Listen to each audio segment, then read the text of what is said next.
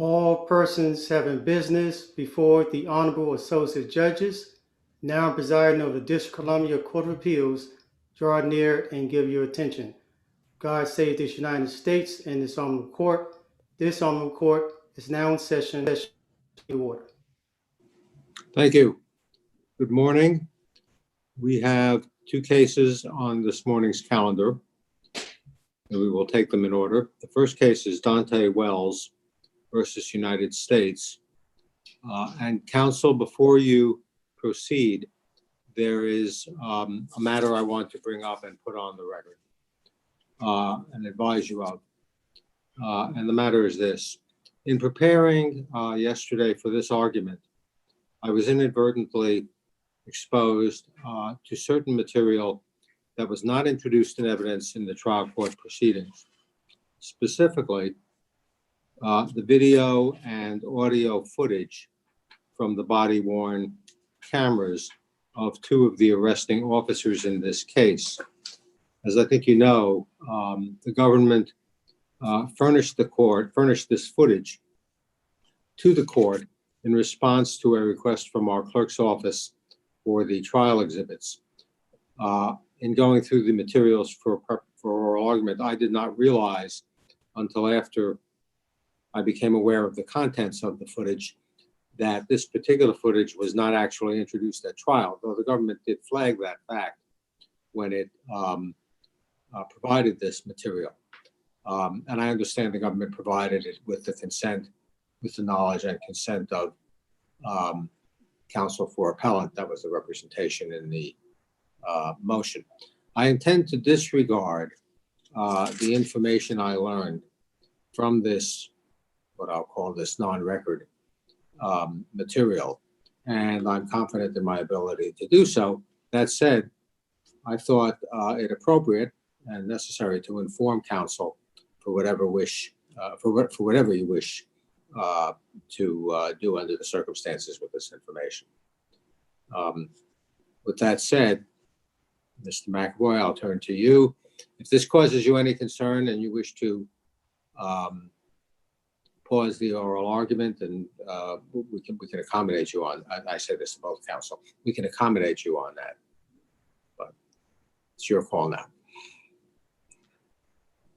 Thank you, Your Honors. The appellant is ready to proceed on argument if it pleases the court. Okay, thank you. May it please the court. Brian McAvoy on behalf of the appellant, Mr. Wells. I'd like to reserve 5 minutes for rebuttal arguments. You may.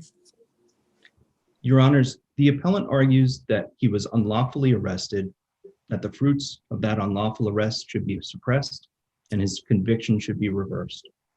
Alternatively, he was unlawfully stopped with handcuffs deployed, and his conviction should similarly be reversed.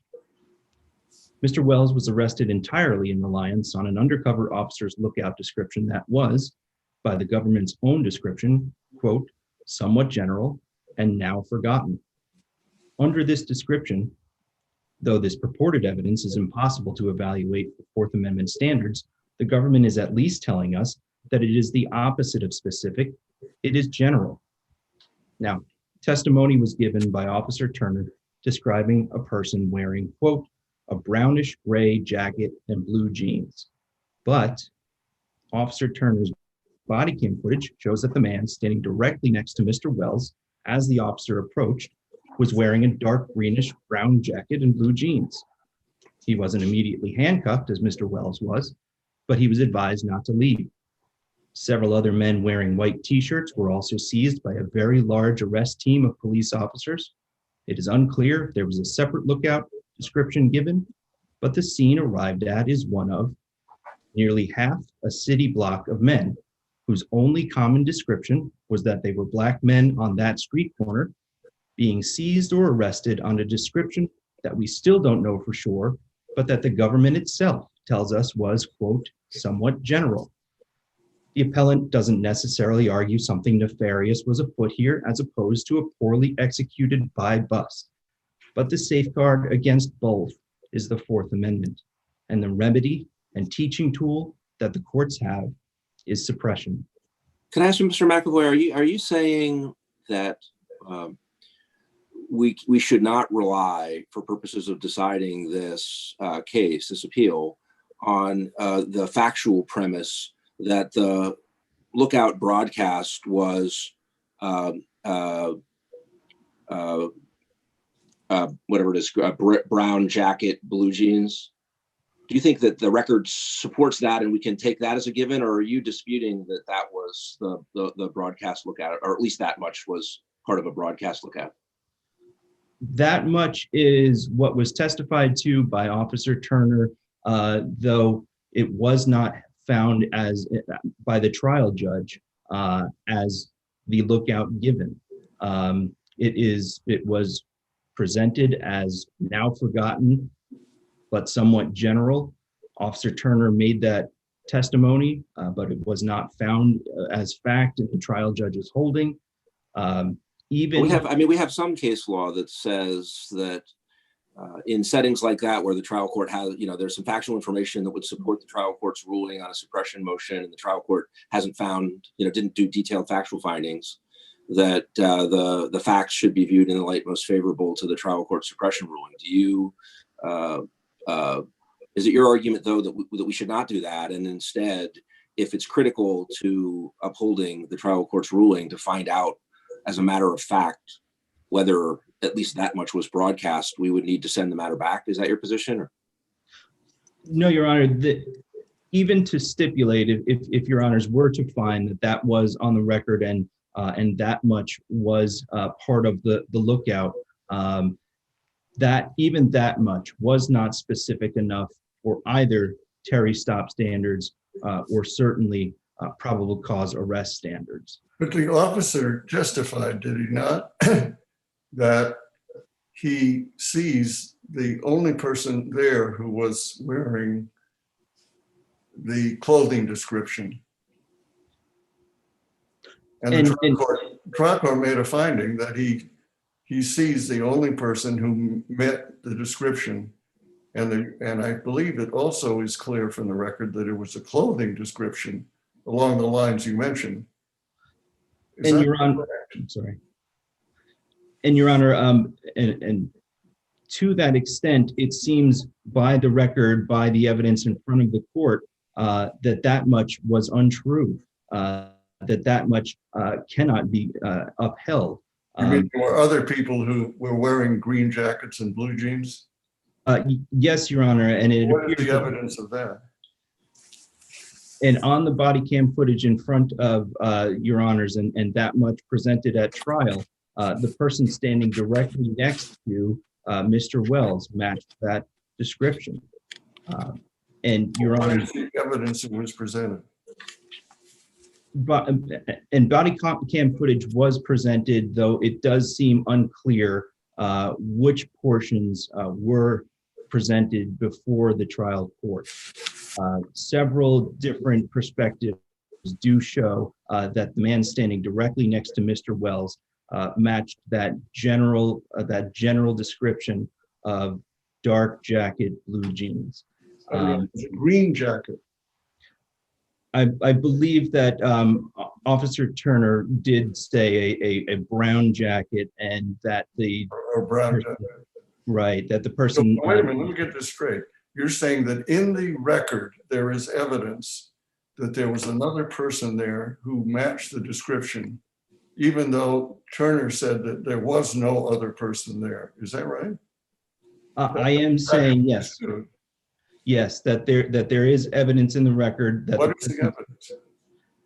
And it was the body cam footage, though, Your Honor, indeed, it is unclear which particular portion was presented before the trial court. Can you be specific?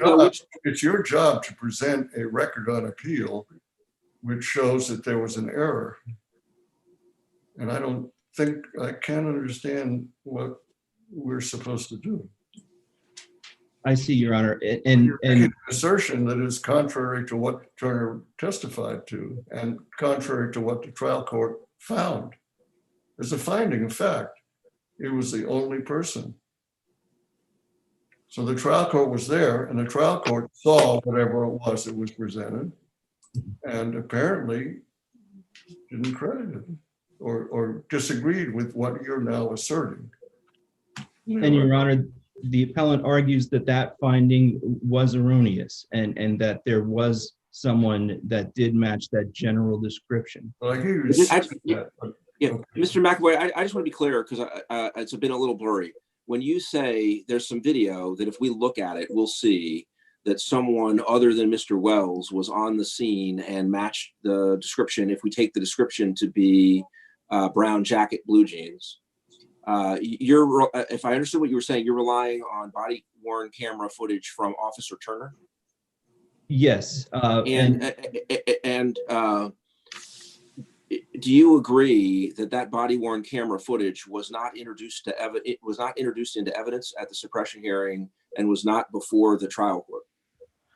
Your Honor, it is unclear to appellant's counsel which portions were entered. However, both the I thought what was unclear. So help me understand this. I thought that there were 3 officers' video cameras that body worn camera footage that was played in part, and it was unclear what parts of that body worn camera footage for those 3 officers was considered by the court and not. That raises its own questions, I guess, about how much of that material is in front of us.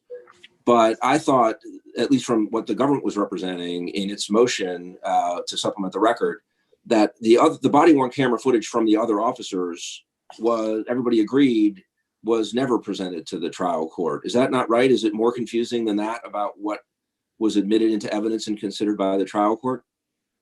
And by the way, I thought Officer Turner was not one of the 3 with respect to whom some of the body worn camera footage was put in, and the issue was, well, what portions?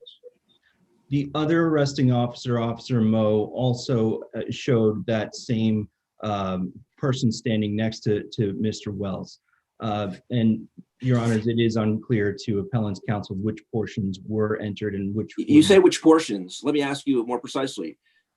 Do you believe that any body worn camera footage from Officer Moe or Officer Turner was admitted into evidence at the suppression hearing and or considered by the trial judge in ruling on the motion to suppress?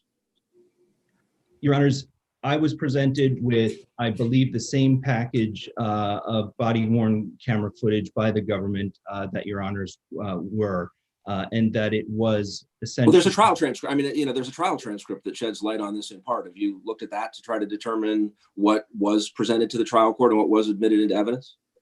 I did, Your Honor.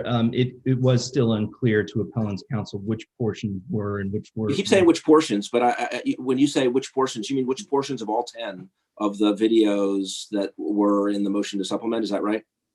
That's right. And Okay. and Your Honors, what appellant's counsel would argue is that even to stipulate, if none of that footage was presented, that the description was still too broad and offered that very risk, that confusion as to who was being described by the lookout and by the undercover was too broad for any standard under arrest or Terry stop analysis. Even though the officer who arrested said, I arrested the person who matched the description. That's not enough. And Your Honor, yes, appellant's counsel would argue that was not enough because we cannot verify that on the basis of an Well, you're unknown right, description. verify. That's testimony. That's sworn testimony. And Your Honor, what the appellant would argue is that was perhaps not a falsehood, but inaccurate as to who was at the scene and cannot be evaluated on the basis of an unknown description, Your Honor. Well, you say an unknown description, but there was testimony. Now, I understand your question about whether there was an explicit finding on it, but there was testimony about what the description was, that it was brown jacket, blue jeans. So I'm a little unsure. I mean, there was evidence that to some of it was unknown, at least at the time of trial. So that's fair enough. But in terms of our evaluating the case for appellate purposes, again, I'm unsure whether we should be viewing it as an unknown description, or instead as a description which is brown jacket, blue jeans. And Your Honor, even to stipulate if that was the description, appellant would argue that is too general, and that is too general under both the Terry analysis and probable cause analysis. It's even too general for Terry. Yes, Your Honor. Yes, the appellant, I'm sorry. Too general for Terry. Yes, Your Honor. That description, both to the general area and specificity as to person, was not specific enough. And the appellant would point to the fact that several people were detained, and that several people were stopped immediately. Yeah, but the testimony is that was done by other jump squads for different reasons, and that wasn't contested, wasn't refuted. Yes, Your Honor, and the inability to Sounds test like it was that. sort of a drug market, and they were going after several people. Yes, Your Honor, and the inability to test that against a specific description and a specific lookout is the harm that the appellant points to, as the inability to specifically state which people or persons were the targets of this jump out squad. I think you wanted to reserve 5 minutes for rebuttal, so. Excuse me, Steve, let me just ask one question. What about the handcuffed issue? Yes, Your Honor. To that point, the appellant argues that the immediate deployment of the handcuffs was either done at a time when probable cause had not been offered, or for the purpose of the Terry analysis was unlawful because it was too restrictive and could not be justified as to why the appellant would be handcuffed and in the absence of the allegation of any danger to the officers or to the public at large. Even though it was a drug situation and your client walked away and dropped the bag, That's right, Your Honor. indicating he wasn't exactly cooperating? That's right, Your Honor. There were less restrictive means that this large arrest team could have used in Of order course, they're to. always less restrictive. We've been down that route. Okay. Well, Mr. McAvoy, your opponent argues about that point, that you never raised it in the trial court. The trial court didn't rule on it. Nobody created a factual record about it. It just wasn't an issue in the trial court, and so you shouldn't be permitted to raise it now. Do you agree that that specific point was not brought to the attention of or decided by the trial court? No, Your Honor. The appellant disagrees in that the motion to suppress argued just that, an unlawful arrest and or unlawful Terry. Well, no, but because of handcuffing. And yes, Your Honor, those facts were put before the trial court and discussed. And so it Wait, could you be more concrete? Like, are you talking about in a written, are you pointing me to a written motion somewhere, or what are you referring to? Because I'm not sure I found specific references to that line of argument. So maybe you can help me out by pointing me specifically to what you have in mind. Right, Your Honor. The testimony of the officers spoke to the deployment of handcuffs. And so, no, it was not in a written motion, Your Honor. But it's certainly true that there was evidence of the handcuffing, but that's a somewhat different. That's different from whether at some point somebody said to the trial judge, "Hey, judge, here's another Fourth Amendment problem I have with this." Even if there was articulable suspicion for a stop, they used handcuffs, and that transformed it into an arrest which required probable cause, or it was unreasonable and therefore itself, violated the Fourth Amendment and suppression should follow. Was any legal argument along those lines presented to the trial court, and did the trial court rule on any of that? Right, Your Honor. The appellant points to the fact that it is sufficiently fleshed out on the factual record, and that the legal argument was made by virtue of that motion to suppress being made at the trial level. Okay. We will give you 5 minutes in rebuttal. Let us hear from counsel for the government. Good morning, Your Honors. May it please the court, Michael McGovern on behalf of the appellee. The trial court correctly denied appellant's motion for suppression. The officers had at least reasonable articulable suspicion that appellant had engaged in an illegal sale of marijuana at the time they conducted a limited investigatory stop to perform a show of identification. Prior to the stop, an undercover officer had engaged in a hand-to-hand transaction and sale and purchase of marijuana from the appellant. As he walked away, he performed a signal to another undercover officer referred to as the eyes of the operation that he had conducted a buy. That individual, the eyes, who had been watching the transaction, then gave a radio transmission to the arrest team, who moved in immediately upon receiving that description and stopped the only individual who matched the description. Can I ask you about the word only in what you just said? The Yes. trial court did use the word only. Did any of the witnesses say that the person they stopped was the only person who matched the description? Officer Moe, and this is in the February 13th transcript between pages 59 and 60, stated that we stopped the person who matched the description. So he indicated Is that a way of saying no one used the word only?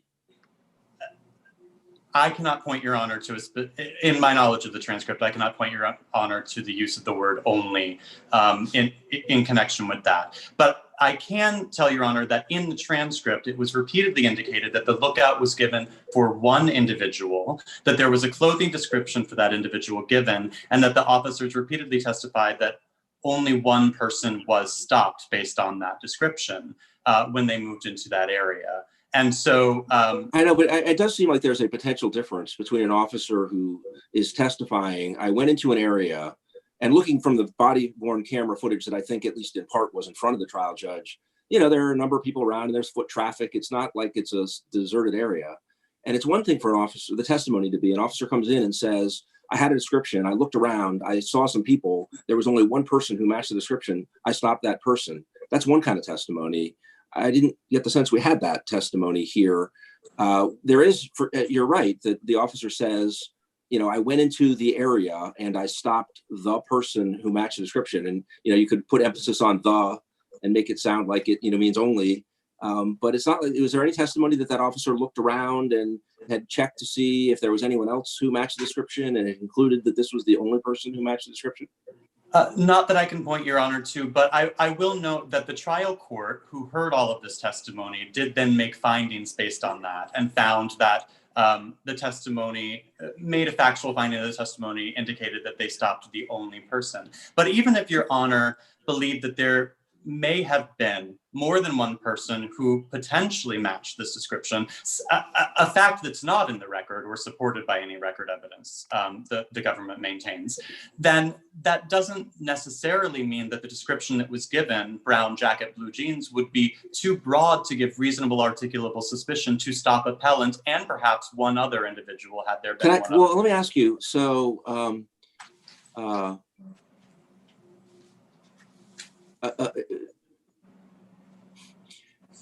whether description, you'll agree that description is pretty general. That's not a, you know, distinctive, those aren't distinctive facts. There are plenty of people who are wearing blue jeans and maybe a smaller group of people who are wearing brown jackets, but neither of them is unusual. The combination of them is not unusual, speaking generally.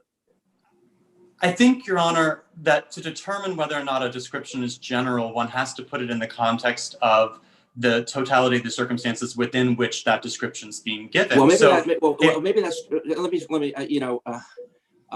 I get your point that other things might provide needed specificity. I get that line of thought, but my question is, just taking those two by themselves, you would agree they don't lend a ton of specificity if that's all you knew. If the only information one had was that there's an individual in a brown shirt and blue jeans, then that does not lend a great deal of specificity. And so then a lot turns on how much time passes between whatever transaction involving that person and the time people come in, how many other people are around, exact locations, how precise the location is, all those things start becoming important. And I just want to make sure we walk through what you think the other context is. How many minutes passed from the transaction to the time officers stopped Mr. Wells? The record isn't specific about precisely how many minutes. It was a couple of minutes. It was a couple minutes between the broadcast lookout and the officers arriving. But that's not the whole sequence of events, I didn't think. Are you saying, is there testimony that from soup to nuts, from the transaction to the officer stopping was a couple minutes? Your Honor, the government maintains that the record supports finding that it was only a couple of minutes between the transaction to the stop of the individual, based on the testimony that the signal that was given by the undercover officer was given as he walked out of the area, but could be seen by the eyes of the operation, who was positioned in a place where he was able to see that operation. And that the arrest team moved in immediately, that there was a broadcast and the arrest team moved in immediately. And that there was testimony that from the arresting officers that they arrived there within minutes of that broadcast. So putting all of those facts together, the government maintains that it was only minutes between when the purchase occurred. It's easy to agree it was only minutes, because years are only minutes if you add up enough of them. So for sure, but whether it was a couple minutes or 5 minutes or 7 minutes, that seemed a little less clear to me. But for sure, for sure, it was only minutes. Can I ask you about specificity of location? What was, as far as we can tell from the record, there wasn't any information broadcast about location. Is that correct or not correct? I disagree. There wasn't a specific description of the location that was broadcast, but Officer Moe did indicate, I apologize. Yes, Officer Moe did indicate that the broadcast included a description of the location, and the undercover testified that they were involved in a total buy-bust operation as a team that was focused on making transactions occur in certain locations in the city. And so there was an indication that there was a specific location that was given, and that was the location. You say the word specific. You say the word specific. I mean, and that's a question of degree, I guess. Like, was it for the block? Was it for? I know the transactions described by the officer as occurring at a particular location near a bush or something like that. But we don't know whether it was just in the block. What was broadcast? Is that right?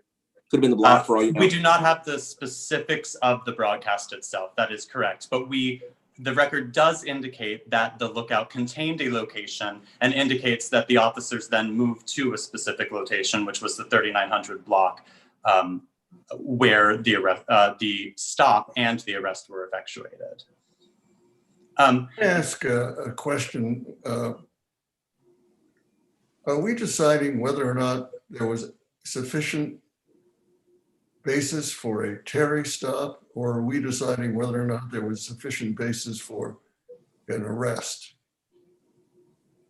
At the time that... In other words, what I'm asking is, if the description was adequate to justify a Terry stop, was it also sufficient to support probable cause? In other words, what I'm really asking is this: in a buy-bust, can you have a probable cause arrest even prior to identification by the actual buyer? It's always done, I know, but is it mandatory? In other words, if we sustain this thing, would we say probable cause is permissible even though there has not yet been an identification by the undercover buyer? Your Honor, we do believe that there was probable cause at the time the investigative stop occurred. We don't believe that the court needs to reach that issue because we believe the initial stop was only an investigative stop under Terry that would require reasonable articulable suspicion. Well, however, that's why I worry about the handcuff part. Now, maybe I shouldn't worry about it because you say it's all plain error, and certainly we're allowed to if it wasn't raised properly, then. Yes, Your Honor. And Wait, not yeah. only was the issue not raised properly, but the handcuffs themselves did not independently, as an incident to the initial stop, raise the intrusiveness of that stop from an investigative detention under Terry to an arrest.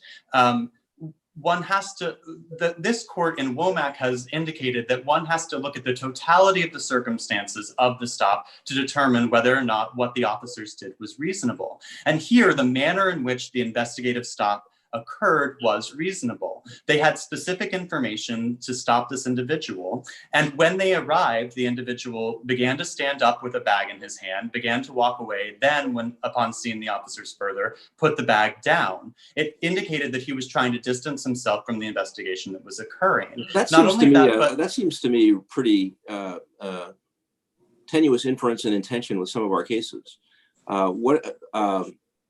I thought we had law that suggested it isn't suspicious for Fourth Amendment purposes if all that someone does is in a, at not a high rate of speed, walk away, and then kind of stopping to respond to officers who are coming. And I mean, it'd be one thing if he threw the bag down somewhere, away from him, but setting it down next to him, if that's what the evidence shows, none of that strikes me as particularly, I mean, you can view them as much as, as compliance. Other than the initial walking away, the rest of it seems like reasonable compliance rather than resistance or flight or suspicious furtive conduct. Yes, Your Honor, but you also have to, the government would maintain you would need to consider it in the totality of the circumstances, that they were aware at the time that there had been an illegal drug transaction that had occurred. There was a bag that was on the scene that they didn't know the contents of. Close by to them, there was another stop that was occurring where there were also bags and with unknown contents in them. And so under all of these, it would be reasonable for a street officer who's making a street stop to place an individual in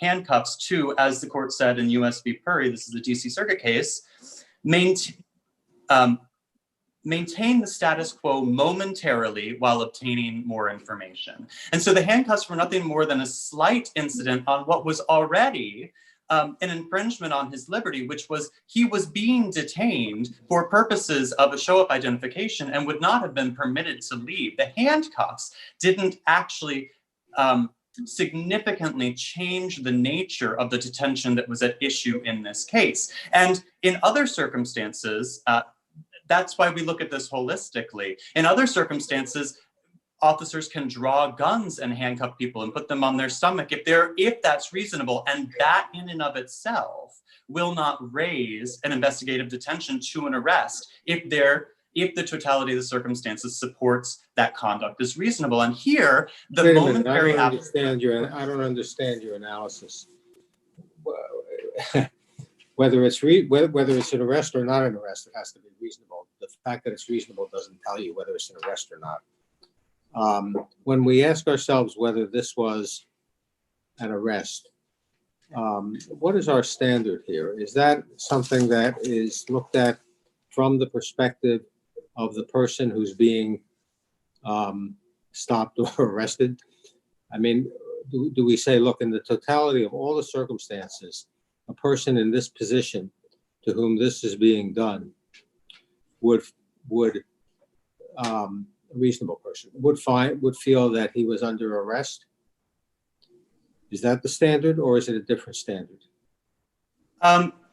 That is a part of the consideration, but this court has also looked to the fact that at the time that the stop was occurring, it was being done for a particular purpose, that it was being done for a purpose of identification rather than being done for the purpose of conducting a full arrest. And that concept appears. But that can't be the end of the inquiry, because the question is, all right, when that is so, was it nonetheless an arrest or not? I mean, I thought that the way to look at it, but maybe I'm wrong, was how would a reasonable person to whom this is being done, what would that person think? I mean, personally, I can understand that Mr. Wells, who's just trying to walk away, who's stopped, who's immediately handcuffed by a whole bunch of police officers who also are apparently doing the same thing to a bunch of other people. But even that aside, I can understand him thinking, I'm under arrest. It's not like the officer said, look, we're going to handcuff you just for safety reasons, but we're going to have a show up ID and, then we'll know whether you're under arrest or not. They didn't say anything of the sort. Or at least the record doesn't indicate they said anything of the sort. So I'm wondering what objectively, as opposed to what's going on in the officer's brain, makes this not an arrest. Well, I would note that they didn't move him anywhere, that they just had him standing on the sidewalk for a number of minutes until there was a confirmation, and then they did effectuate an arrest. And so just simply the application of the handcuffs, I don't believe would necessarily lead someone to believe that they were under arrest. Otherwise, that would result in something this court has refused to do, which was find that the use of handcuffs by itself indicates that there is an arrest, which repeatedly has been rejected. But we do have case laws and other courts as well, indicating that the use of handcuffs is one strong indicia that an arrest is taking place, but it's not dispositive. I understand that. But Your Honor, even indicates that as well.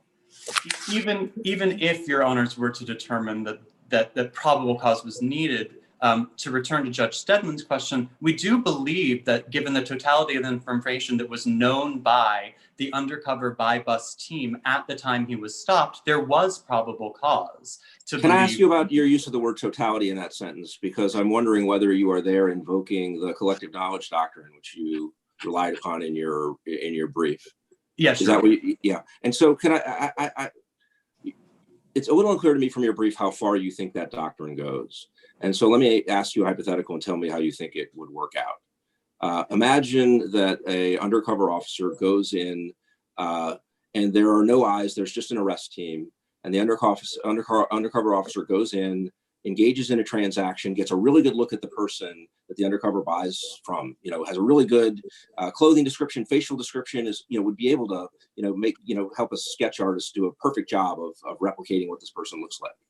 Undercover officer leaves the scene and broadcasts to the arrest team, I got a sale, go, in this block, go arrest. And the arrest team, there are 20 officers and there are 10 people standing around, and the arrest team grabs all 10 of them. And the undercover officer then doesn't show up and says, oh yeah, it's number 7. Is your view that that's lawful? As it's probably not lawful as to the 9 folks who shouldn't have been stopped, but as to the person the undercover identifies, is it your view that that is a lawful Fourth Amendment stop of that person? Because obviously the arrest team has no idea really who they're stopping. They're being told to arrest any one of these 10 people in this block. You wouldn't think would be articulable suspicion if you're relying only on what they know. Now the undercover officer has a perfect picture in his or her mind of who the person is. You're saying you can add those two together and that's a lawful stop of the defendant. Is that right? Your Honor, under the way in which this court has expressed the collective knowledge doctrine, yes, there was both communication between the individuals that for whom the knowledge is being consolidated. There was communication between them. They were working in tandem, and there was full knowledge. That undercover could have effectuated that arrest himself. And so as to, and Your Honor indicated it, as to the individual for whom there was probable cause, there would be probable cause. Okay, that's a somewhat surprising answer, and I think we've at least twice indicated otherwise in our decision. So that, but let me ask you the flip side, just to make sure how you analyze it in the reverse situation. So first, let me ask you a predicate question. Do you agree that the collective knowledge doctrine operates in a subtractive way as well as an additive way? So that, if Officer A knows, an Officer A and Officer B each know some things that point to, towards articulable suspicion or probable cause, you add them together, and maybe that'll get you over the threshold. But if Officer A knows some things and Officer B knows some exculpatory things, you add those, you subtract So it cuts both ways. Do you agree with that? Your Honor, I'm not sure that I am aware of whether this court has addressed how that works. The opinion that I'm thinking of, there's at least one case where an officer, park police, stopped two individuals based on a lookout description which included red pants. Neither of the individuals were wearing red pants, so that would appear to be exculpatory information or information that cuts against. But yet it was permitted in the collective knowledge doctrine that another officer who had observed these same two individuals moments before walking down the street, one of them wearing the red pants, the court did permit them to add that information about the red pants. Yeah, so we do have cases that have suggested that it is, if you're adding it together, you have to add not just the things that point towards the suspect's culpability, but also things known by the team that point the other way. You have to add it all together. So assume for a moment that's true. Yes. Then is this right? Imagine that an undercover officer, in the same hypothetical, the undercover officer goes in, has a really good mental description of who the person is, would be sure who it would be. And the undercover officer leaves and broadcasts a pretty detailed lookout.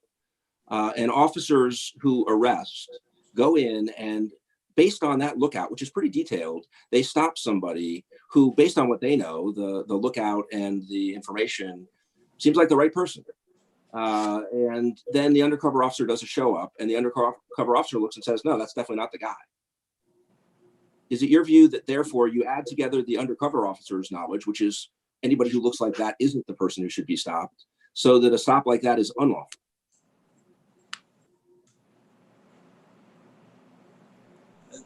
No, Your Honor, because the individuals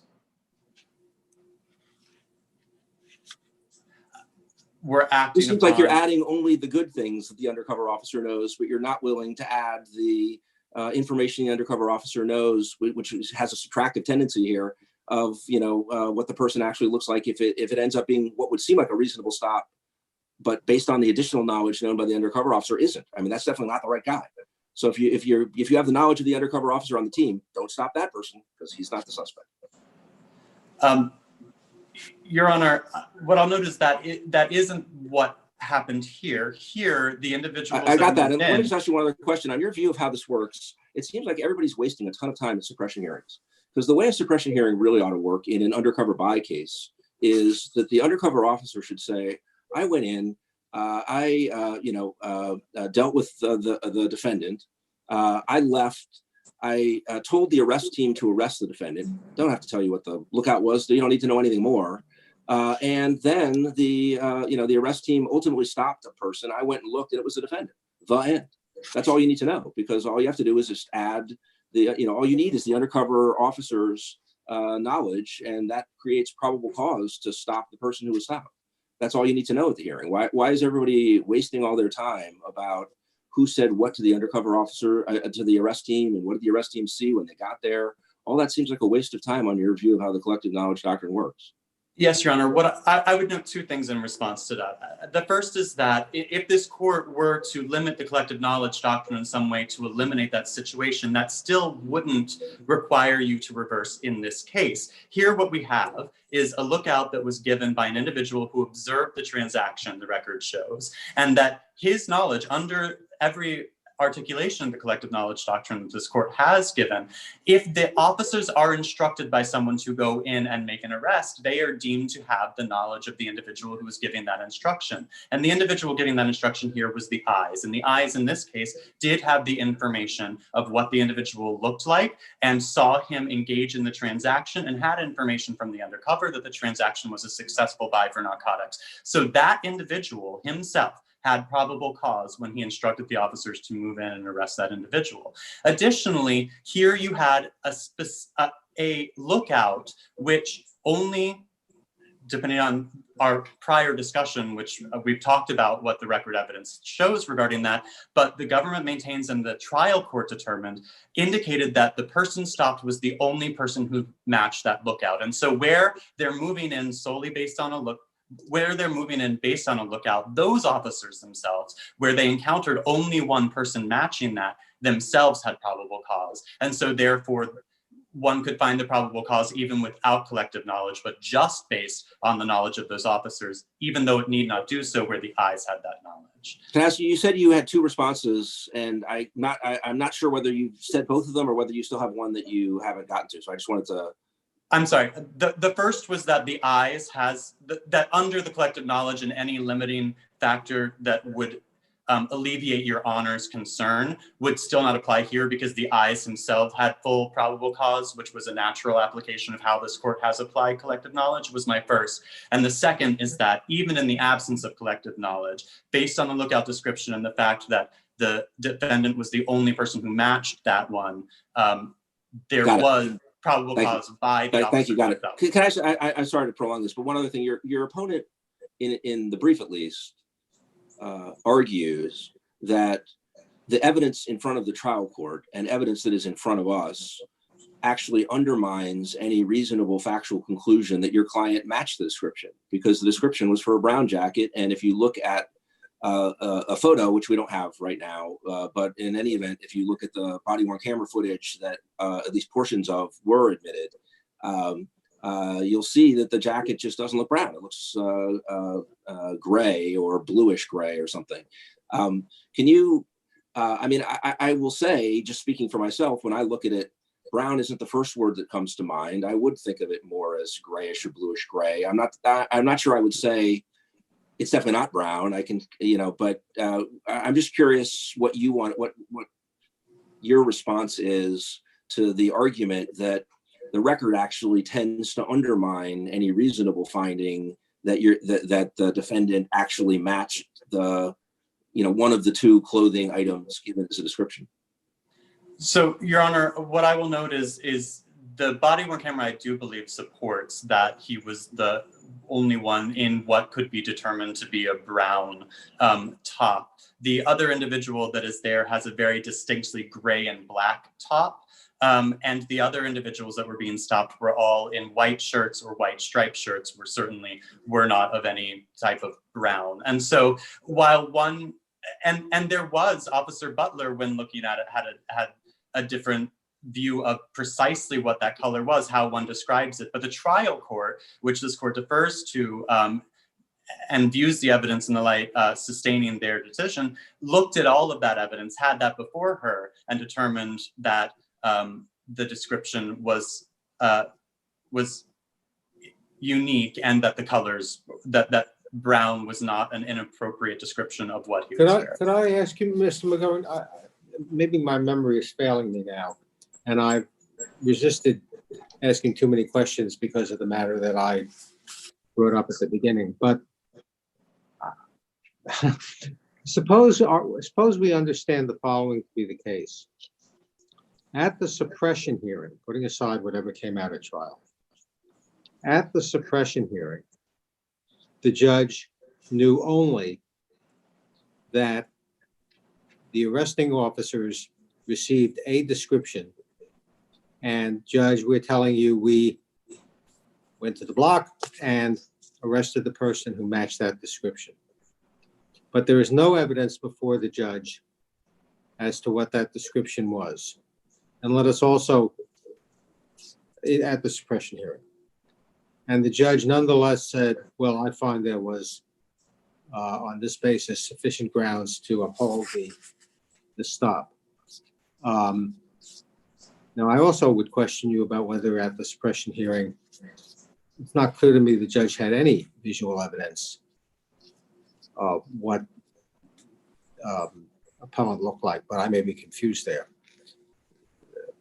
But under the scenario I've just described, do you think that ruling could be sustained?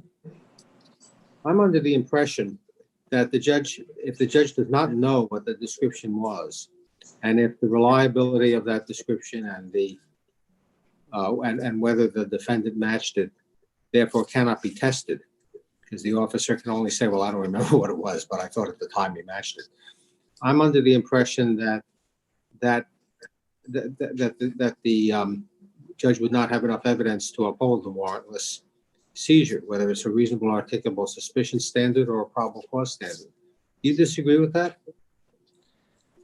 So would point Your Honor again to our collective knowledge argument that if the undercover had the knowledge himself and indicated, as he did here, that The undercover officer could have gone to that block, and the eyes could have gone to that block and arrested that person.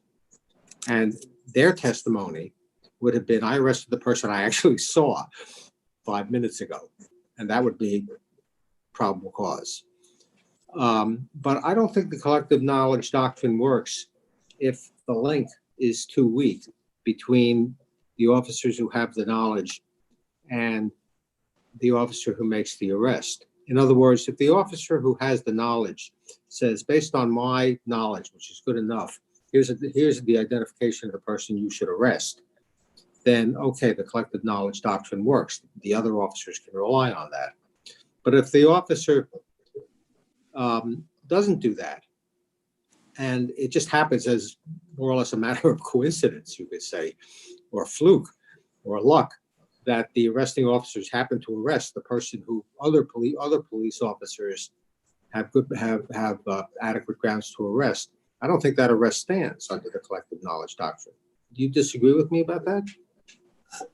Your Honor, I would point to MEB, where there is a discussion of the collective knowledge doctrine and an indication that the arresting officers didn't have all of the information. He doesn't have to have all of the information, but he has to have good information as to whom he should arrest. The people with the knowledge have to identify for that officer who it is the officer has to arrest. So go to such and such a location. When the door opens, if the person is a man wearing X clothing or of certain description, arrest that man. If the officers who give that directive have probable cause, then the arrest is okay. But if they just say, well, go to the block and arrest somebody, and if you're lucky, you'll arrest the people like, or suppose they said, listen, there was a handsome guy in that block. That's my description. Go arrest them.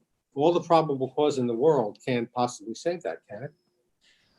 Your Honor, even if you were to develop a test to limit those situations, again, in this case, the information that they were acting on provided a sufficient description of the individual in order to allow for both reasonable articular suspicion and probable cause that the individual that they were stopping was an individual who had just engaged in a drug transaction.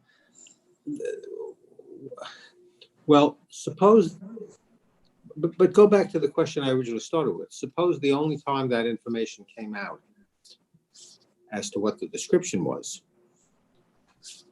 I mean, the fact that afterwards the police come in and say you arrested the right person, that's not the way it works. You have to have probable cause at the time of the arrest.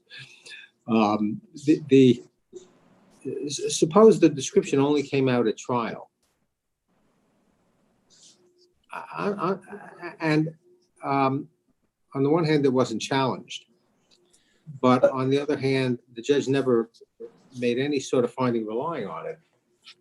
Can we nonetheless say, well, we'll uphold this case, even though there was inadequate information at the suppression hearing, because adequate information, if credited, was supplied at trial?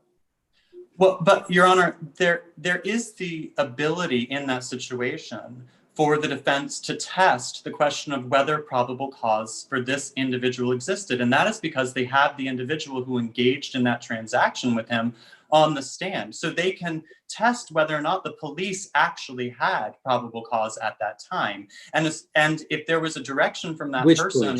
Which police? The undercover. But the undercover, I am positing in all my questions that the undercover officer who made the buy and the eyes who watched it had probable cause to arrest that person.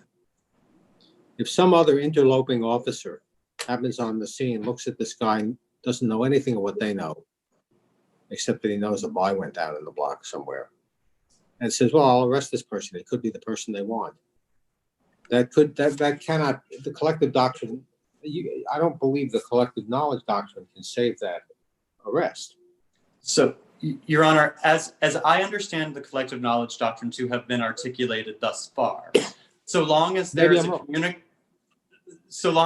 a communication between the so if I understand that the individual that's moving into the block to make the arrest is still receiving some type of communication, unknown precisely what he's told, but he is being given directions to stop the individuals or individual that he stops. And in that case, where that direction is coming from someone who has the requisite probable cause knowledge, my understanding, as it's been articulated, is that the collective knowledge doctrine would apply such Is that the rationale that we infer from all the circumstances that the description given to the officer was adequate to justify this particular stop? the justification, But- as it's been written, is that if they were to apply for a warrant, there would be probable cause. There's a public arrest based on the fact that the police, as a corporation, know information that this individual has committed a crime, and so there is no offense to curtailing his liberty because the police have information that this individual committed a crime. That obviously goes too far, and because you acknowledge at least there's a communication requirement. So yes, Your Honor. I mean, if somewhere in Seattle, Washington, a police officer knows that there's probable cause that somebody committed a crime, and somebody in Washington, D.C., a police officer, for no reason stops that person, that's not a lawful stop on the theory that you add together everything law enforcement knows, whether there's communication or not. You agree with that? I do agree with that, Your Honor. Right. And so part of where I start losing you is on the question of directing somebody, the undercover directing someone to be stopped. Because, I mean, to take this most ridiculous hypothetical, an undercover officer goes into, back in the days when there were, football games and 50,000 people watching them. An undercover officer buys from somebody during a football game and goes to the arrest team and says, I just bought from somebody in the stadium, arrest the perpetrator. I mean, I guess you could say the undercover officer directed the arrest team to, I don't know what, arrest all 50,000 of them, pick a random person. They didn't really direct to a person very well, but it sounds like your view is that's fine if that was what happened and the arrest team officer walked in and just picked a person, and in an incredible, win the lottery event, it was the right person. You say that's fine because you add together what the arrest team officer knows, which is someone told me to arrest somebody and I arrested somebody, and what the undercover officer knows, which is that's the guy. As far as I can tell, you think that's fine, and I'm just doubtful that's right. And Your Honor, certainly there may be limitations that Your Honor would want to put on it, but as it's been expressed, the real, I think, that have already been put on it. Yes, Your Honor. The real concern is for the dragnet type of what's occurring, and that's for the Fourth Amendment issue that is arising as to the individuals who are being stopped for whom they don't have probable cause. What seems to be causing the discomfortability with that situation has to do with the privacy interests and the right to be free from government intervention by those other individuals, not the individual who's being stopped for whom the police do have probable cause to believe that he has committed a crime. But certainly, even if there were additional restrictions or additional analysis that were to be put on it, in this case, we have the eyes of the operation observe the entire transaction, communicate that information, which we know includes a description of the individual, which includes clothing description of what we believe the record shows is the only person in that area. And so that information provided those officers with both reasonable articulable suspicion and probable cause with respect to this stop. If the court has no further questions, we would ask that the decision be affirmed. Okay, thank you, counsel. Mr. McAvoy, it's your turn. We'll give you 5 minutes. Thank you, Your Honors. Your Honors, the appellant would like to discuss further three major points. First, that the description was inadequate. Second, that the handcuffing was unjustified in this case. And third, that the collective knowledge doctrine cannot rescue the seizure. First, as was discussed fairly fully, that the description was not specific as to location whatsoever, so far as we know.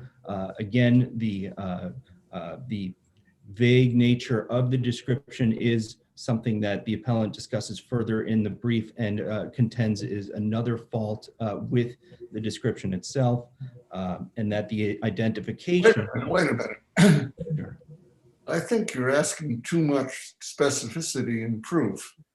The undercover officer said, the arresting officer said, we went to the location that was given us. Now, what you want to have is an additional thing, which is to show what that location description was. But I don't think that's necessary. If the officer testifies, we went to the location that was given us, isn't that enough? No, Your Honor. No, why not? The appellant would contend that specifically on a city block, where in that city block it would be as to whether there would be a number of people in that location.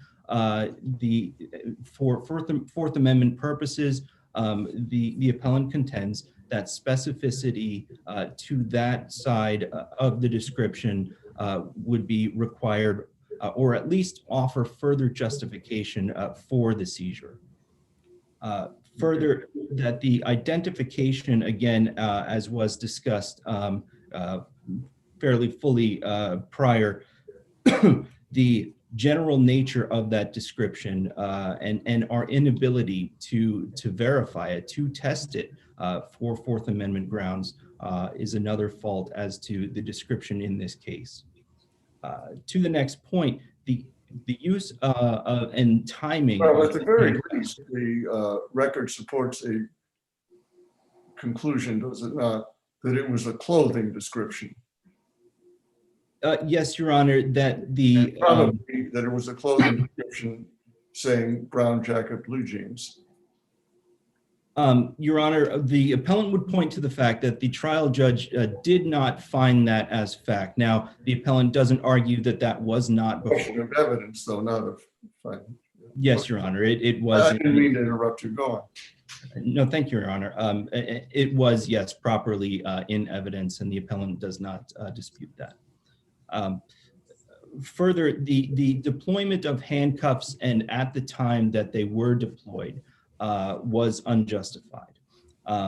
As was previously discussed, the simple walking away from arresting officers is not unlawful, and also there was no evidence as to flight as to the extent of breaking into a run. There was no evidence as to a bag being thrown, that it was simply dropped, and the deployment of handcuffs in this situation, as case precedent does present a bright line as to the elevation of the restraint. Mr. McAvoy, some courts take the view that, I don't know if they go quite to a bright line rule, but that if police have articulable suspicion to believe that they are stopping someone who's involved in drug dealing, that drug dealing and guns and violence are closely enough related that it's reasonable for officers, when that's the case, to handcuff or frisk the suspect because of that connection. Is it your view that the nature of this crime and the connection between it and guns is irrelevant, or it's relevant but not enough? What's your view about the significance of that aspect of the case? Yes, Your Honor, relevant but not enough would be the accurate description of the appellant's position, specifically that was not fleshed out and was not presented as justification. And if it were to, well, that's a somewhat tough argument for you to make if your opponent is right that that wasn't a point of objection from the defense. Because if it wasn't a point of objection from the defense, it'd be understandable why it might not have been a point of proof for the United States. Yes, Your Honor. The position of the appellant is that this court properly has before it the factual record and properly has before it the motion to suppress. And the fact that it is in fact the government's burden to support and justify its use of the handcuffs, its stop and arrest, in any case, that justification was not given. If I may, Mr. McAvoy, let me ask you a somewhat conceptual question about the exclusionary rule. Is it permissible to reason as follows? Suppose we were to conclude that there was an unlawful arrest here, given the totality of the circumstances and the use of handcuffs and so forth, but that there certainly was a lawful stop based on reasonable articulable suspicion embedded in that arrest, you might say. In other words, the police certainly had the right to stop him for a show-up identification. So is it permissible then to say, well, even if they had not violated the law by going so far as to arrest him at that point, if they had just simply stopped him, they still would have gotten the evidence that you want suppressed, namely the identification and the whatever they found on him. And therefore, the exclusionary rule should not apply. Is that permissible reasoning? And if not, why not? No, Your Honor. The appellant would argue that would essentially nullify the justification for applying the exclusionary rule. Well, maybe I didn't make one thing clear. What I'm in effect saying is that the fact that they went further and actually arrested him, they didn't gain anything they didn't exploit that illegality by getting anything that they wouldn't have gotten or that they weren't going to get anyway, something like that. Does that make a difference to you? No, Your Honor.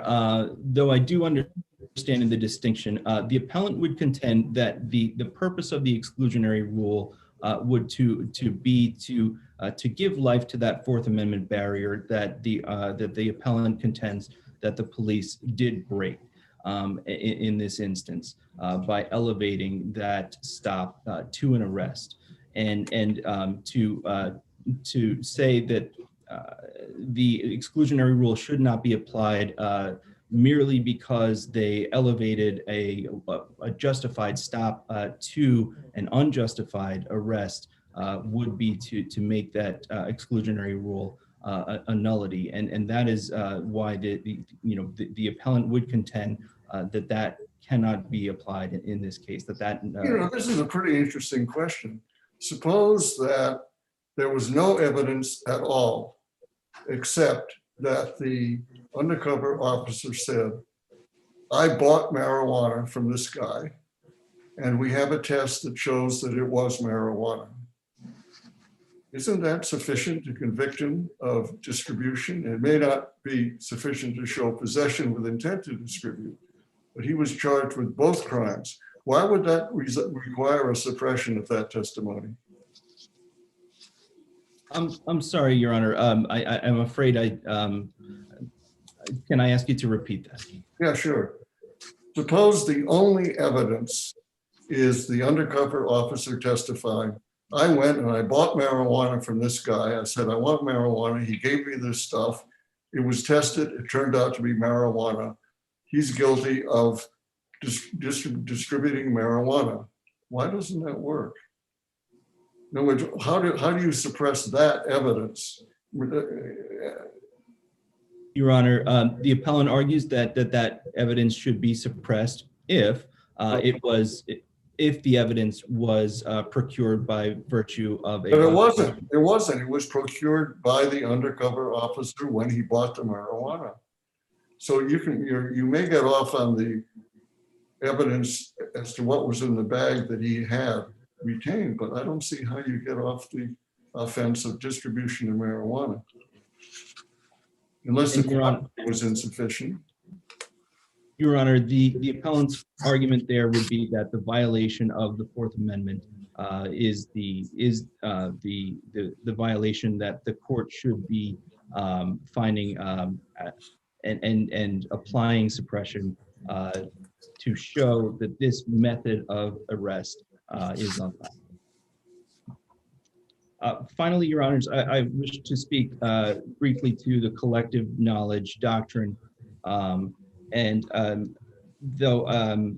Your Honors, I do believe that the scenarios painted as to an officer with knowledge across the country and an arrest made on the other side of the country are just the hypotheticals that appellant's counsel was going to present. There must be a spectrum as to where this doctrine can be upheld and cannot be applied. And in the cases cited, MEB and Smith and Woodward, one of those touchstones was the identification. If there is a collection of knowledge that is there, but not all assembled at the same time, so long as one of the chief uncertainties is not the specific identification of that suspect, then perhaps it can be applied. Here, one of the core issues is who is that identification, as the officers presented in their testimony, the show up of that undercover officer to make that identification itself presents the fact that the officers believed that was a linchpin as to making this arrest. And so, Your Honors, the appellant's counsel would point to collective knowledge being inapplicable by the simple procedure followed by the arrest team. And if Your Honors have no further questions. Counsel, thank you both. The case is now submitted. We will call the next case, which is you may, and counsel, you may log out. We'll call the case of Jerome Lewis versus United States. Running to the next case, Judge.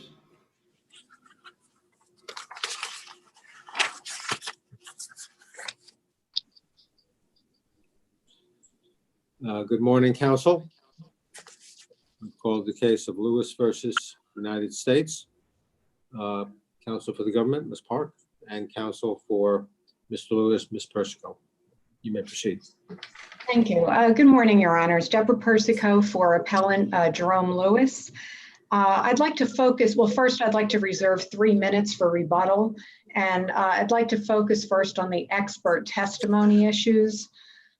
This is a case where the danger that a jury may attach undue weight to an expert's testimony was clear and present danger. The trial court failed to act as a gatekeeper, and instead it allowed the government's expert, whom the jury knew was privy to lots of details the jury did not have, to basically speculate about the origin and cause of the fire based on experiments for which he had no evidentiary basis, and then to give an opinion under an impermissible standard, the only plausible understanding of which was that he believed that this defendant, Jerome Lewis, intentionally set the fire. The trial court said that all of this was just mere fodder for cross-examination, but here's why it was not. First off, you have to look at the Butts case. This court's decision in that case tells you that the experimental conditions must be substantially similar to those in the alleged occurrence, and that only non-material, non-misleading conditions are fodder for cross-examination. In this case, the expert relied on 4 major premises for his conclusions that the origin of the fire was the mattress and that the causes were either a cigarette or an open flame.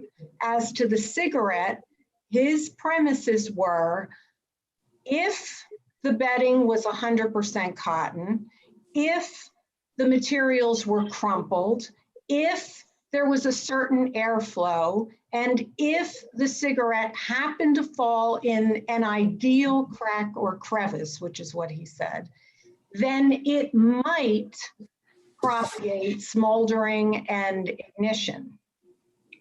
He had no evidence for what the bedding materials were. There was evidence to the opposite, that there was anything crumpled.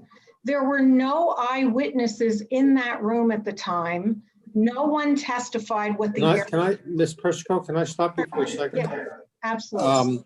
Because you touched on a point that illustrates a difficulty I have with your argument. So this is a good time for me to ask you about it. You're saying, one thing he tested was, well, what would happen if the sheets were crumpled? And there's no evidence they were crumpled. Right. Well, the fact that there was no evidence that they were crumpled actually is evidence against Mr. Lewis, not evidence in his favor, because the crumpling, the expert testified, was actually one of the few ways in which you could imagine this fire erupting and growing with sufficient rapidity to think that it wasn't intentional. The expert's whole point is that, except in conditions for which, not whole point, the expert's point was that, except in conditions for which there is no evidence and they are sort of unusual and they require a confluence of circumstances that one would think might be rare, and for which there's no evidence, it's just hard to understand how this fire could have grown so quickly unless it was intentionally lit and perhaps encouraged and accelerated and allowed to grow. And it seems to me that testimony is supported by sufficient facts, evidence that a cigarette could have been the cause, evidence that the mattress seems to have been the origin point, what we know about the mattress, because there's evidence of what kind of mattress it was, what little we know about the nature of what was covering the mattress. There was testimony about that. Out of 1,000 tests, using all sorts of configurations with those set of factors, everything the expert could imagine, basically, something like 99% of them, this fire would not have happened. And when you remove all those, you say, well, the fact that it did happen, it requires, our tests show, such an unusual configuration that it points to intentionality. I don't quite understand why you think that this testimony was either not sufficiently relevant or to the facts at issue before the jury, or not sufficiently reliable. And on that reliability question, I should say, I don't really see you making an argument that the methodology or the way the methodology was implemented was unreliable. I think your argument comes down to a relevance, probativity argument, having to do with whether the expert was testifying conditions that matched or may have matched the circumstances of this case. Do you understand the point I'm making? Part of it, yes. Let me. You've made several. So, I mean, in other points. words, it doesn't impeach the expert's testimony or the value of it to say that there's no evidence that the sheets were crinkled. But see, I disagree. I disagree with Your Honor there, because he states over and over again what his premises were for concluding that it was the mattress and that a cigarette caused the flames. His premises were, and he says it in the testimony, it's in our briefs, if the bedding materials were 100% cotton, and he said polyester wouldn't light, other kinds of materials. It had to be 100% cotton. If 100% cotton bedding materials, if they were in a crumpled position, if there were certain airflow, those were his premises for concluding that the origin of the fire was the mattress and that it was caused by a cigarette. With respect to the possibility of an open flame, he said, if you hold something, a flame, long enough over the mattress, it would ignite. The problem is he has premises for his experiments which are not based on facts at the time of the occurrence. No one knew what the bedding materials were made of. In fact, on cross-examination, Shirley Jenkins was asked that question. Did you ever, well, first of all, no one was in the room at the time of the fire. Well, but that's why the expert did 1,000 tests. He said, I understand we don't know exactly what the sheets were made. So I'm going to apply different types of sheets. I know, but all he's doing is speculating. He's speculating, well, if it had this and if it had that and if it did this, well, then you'd have a really big fire. That's not what experts testify to. That's not what is permitted under Daubert and Motorola and Rule 702. And I don't think I understand why you say that. I don't think I understand why you call it speculation, and I don't think I understand why you say it's not permissible. Okay. Under Daubert and Motorola. Okay, first off, look at the Butts, the facts in the Butts case, and also in the two cases that we cited, Worth and Safeco. Let's take Butts. The Butts case was, I believe it was a DUI. The woman was driving a particular model car at night. The roads were wet. It was raining. The speed limit on the road was 25 miles an hour. And the person she struck was wearing dark clothing. And the way they knew that is because there was an eyewitness. Some woman was looking out her window and she saw what happened. The expert got the same model car. He went out at night when it was raining on a wet road. He drove 25 miles an hour and he dressed a mannequin in dark clothing to match the clothing of the person who crossed the street. That's the kind of evidence that an expert can then conclude, I followed what actually occurred on that evening. I did exactly the same things. And this is my expert opinion of how that accident happened. And his opinion was that only an unimpaired, if you were unimpaired, you would be able to stop in time not to hit that person. The defense in that case argued, well, the lighting on the street, we don't really know what the lighting on the street was. That's where the court said, okay, that's a dissimilarity that's fodder for cross-examination. But overall, this expert had all of the same facts as the occurrence of the accident. Ms. Persico, are you objecting to, I'm getting some feedback, but are you objecting to this form, a form of reasoning? So let me try to say it in maybe a simpler hypothetical than our case. Okay. Imagine, there is, it's a homicide case and the defendant owns a rifle and the victim was shot. And the issue is what was the victim shot with? And there aren't any witnesses that saw the shooting. And an expert is trying to figure out, well, what kinds of weapons, what kinds of weapons could inflict injuries of this kind?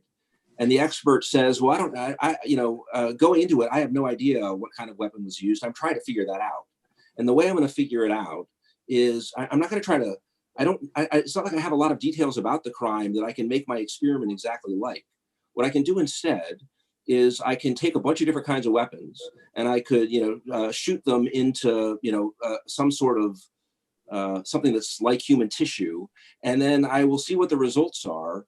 And from that, I will infer, if I can, maybe I'll be able to say I have no idea, but an expert might be able to say, well, I took 700 kinds of weapons, and the only kinds of weapons that inflicted injuries that would be consistent with the wounds to this victim were rifles.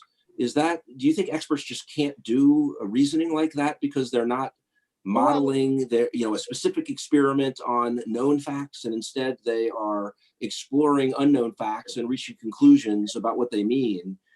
Is that your objection? You just think that's not a good form of reasoning? Well, that's part of my objection, but you have to carry it to the next level because that's what happened in this case. Well, before you go, can you explain why that is any part of your objection, that is an impermissible form of reasoning? It seems like it's if done well, and you can always debate whether it was done well or not, but if it's done well, it seems like an entirely appropriate form of reasoning and, scientific development of evidence and expert conclusions. So why do you object to that at all?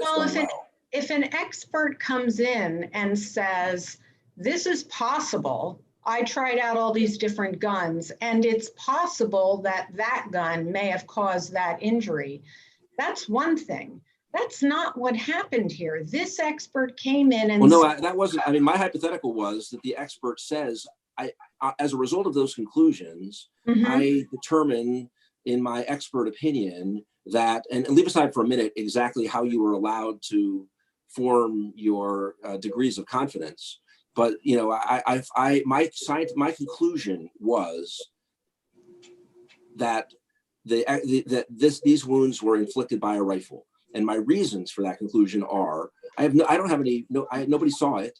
The only thing I know is I took a lot of different kinds of weapons and I shot them into a lot of things that are like human tissue. And the only kind of weapons that generated wounds that were comparable were rifles. Is that fundamentally flawed in some way, that way of doing expert testimony? No, but here's why. He does have evidence. He has the wound. He knows what the person's wound looks like, how deep it is, how wide it is. He has that evidence. So the expert here arguably has, again, the expert in that hypothetical has some information. Here's what the wounds were. Doesn't have other information, like was there a weapon, was a rifle used or not? And you take the information you have and you infer conclusions about what you don't know from your tests. And here, the information you have is, again, there's testimony that there was a mattress. There are other kinds of, so there's some information that you have, some things you don't know, and some tests you run to try to allow you to reach reasonable conclusions about circumstances that you don't have direct information on. I thought that's the abstract form of reasoning.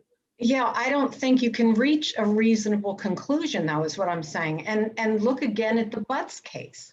Butts tells you that the experimental conditions have to be substantially similar to what happened during the crime. You can't just come in. I mean, I could have gotten on the stand as an expert in this case and said, well, if he planted an IED in the basement, the whole house would have blown. No, but that argument, it seems to me, misses the point of the expert's testimony. The point of the expert's testimony is not to testify, I figured out how this fire occurred. That's not the idea.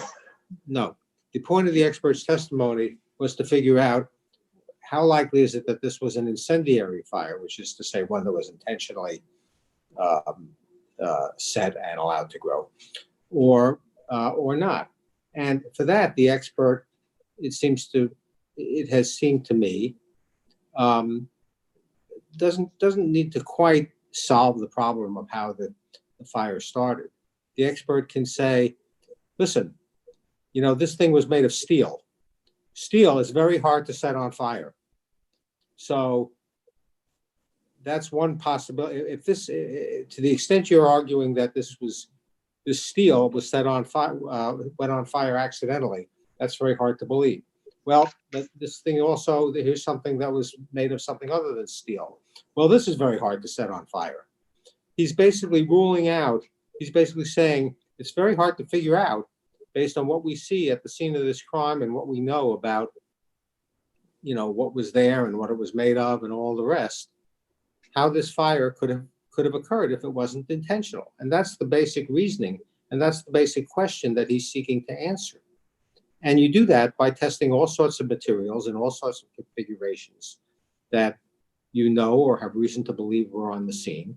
And you see how easy it is for fires to erupt and grow.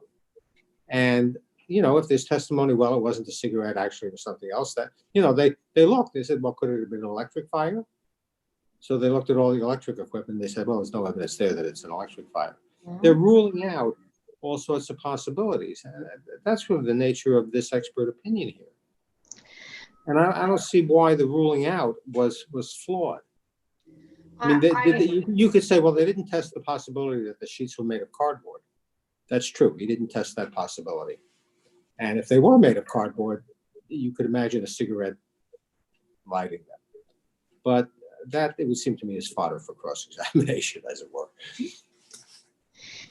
But my point is that you can't have an expert come in and basically speculate what possibly could have happened when he has no premise for those conditions that he used in his experiment.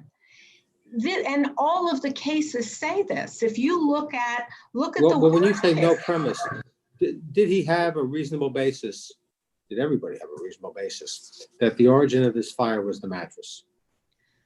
The only reasonable basis he had that it was the mattress was based on one of several inconsistent statements my client made after the fact, something a jury could have considered on its own. It did not need an expert to tell them, this is the one statement you should focus on, and that's the one I think shows that it was the mattress and that he intentionally set the fire. Well, gee, it's hard for me to believe that if the defendant comes in and says, well, the fire was on the mattress, that the government can't say, all right, let's test that hypothesis.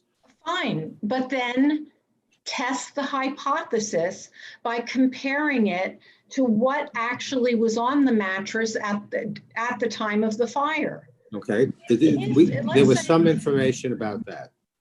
There was information. No information about that. Look at Shirley Jenkins' testimony and Alexis Jenkins. They said that there, at one time, a while ago, there's no date, at some point, Shirley Jenkins was in the basement and she said he had linens. When asked, was it a cotton sheet? She said, I couldn't tell you. About the blanket. What kind of blanket was it? Alexa, I'm sorry if I'm mispronounced. I think it's Alexis Jenkins and Shirley Jenkins both testified there was a green blanket on the bed. Shirley testifies that it was a very firm fleece. What did the expert say? Very firm fleece, that won't cut it. That's not going to ignite a very firm fleece. They asked on cross-examination of Shirley Jenkins, did you ever see his bedding materials crumpled? And her answer is never. He was very neat. I never saw anything crumpled on his bed. They asked the expert, what was the airflow? Pardon me, but I have to tell you, to me, I think it just may be we have one of these, impenetrable problems of communication. Okay. But to me, you're making the argument that I've been making to you. He had a fair amount of information. Now, it's possible the sheets were satin. That's possible. I mean, I wish I had satin sheets. It's possible they were made of some other rare material. But the expert tested most of the reasonable possibilities. Cotton or some cotton blend. But he's saying, why isn't it fodder for the jury, fodder for cross-examination, to cross-examine the expert? Say, well, you didn't test the possibility they were satin, did you? No, I didn't. I have to admit that. It's not a question of whether he tested for satin. The question is, if he's going to say, if the bedding materials were 100% cotton and if there was a certain airflow and if they were crumpled, then it might propagate, then he needs to have evidence that there were 100% cotton materials on the bedding. He needs evidence that they were crumpled because those are his premises. Actually, it's the defense that would want the evidence in that case. No, I'm saying he needs to have evidence of cotton sheets because that's his premise for concluding that the cigarette caused the fire. He said that if it's not cotton bedding materials, those cigarettes wouldn't light like that. And that's why I keep saying, look at Well, I don't think, similar I'm conditions. trying to remember. I think the evidence on cigarettes, I'm not sure I can state it from memory. There was evidence that Mr. Lewis had just gone out and bought cigarettes, a couple of packs of cigarettes. If I remember correctly, I'm just drawing a blank. There was some other evidence that cigarettes were involved or could have been involved. It was one possibility. It was not the only possibility. An open flame was a possibility. He's testing likely possibilities. Let me ask you another question. The jury acquitted on arson. Mhm. So why do we have any reason to believe the jury credited the expert's testimony? That tells you nothing. Look at the jury note. The jury note that they sent during deliberations, what they were hung up on with arson had nothing to do with listening to the expert. It had to do with whether they believed he set fire to the building or just to the mattress. That's what the jury was deliberating on. Okay. It was a question of building or mattress because the charge was that he set fire to the dwelling. Well, my thinking was, I didn't really explain it as well as I should have. For arson, you have to have intent to start the fire. But so you're saying is that we shouldn't take this as a finding that he lacked intent. No, you shouldn't take it as a finding that they didn't rely on the expert telling them that he intended it. Rather, their note indicates that they were considering the fact that the charge was that he had attempted to burn the dwelling. Mm-hmm. And they said, what if we've only believed that he burned the mattress, but not the dwelling? I see. Okay. And that's how they ended up concluding that he was not guilty of arson. You know, the other thing is that you have to consider, and please, I'm asking you to go back and look at the Butts case. Look at the Worth case that we cited.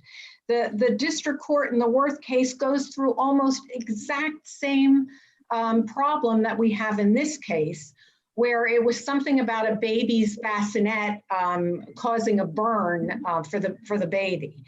And the expert came in there and said chips could be broken off in the during the installation. The chips may also break during the operation of the heater.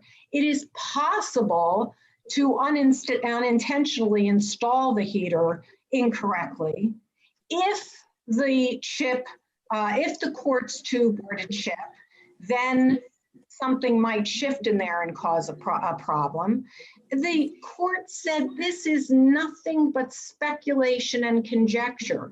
You cannot put an expert stamp on something when the expert comes in and says, well, if this happened and if that happened and if that happened, then yeah, you've got the perfect storm. Ms. Person, Yes. I'm having trouble understanding exactly what expert was brought in to testify for. If I understand it correctly, the question was, the fire started in the mattress. How did it start? So the expert says, well, let's look at various things.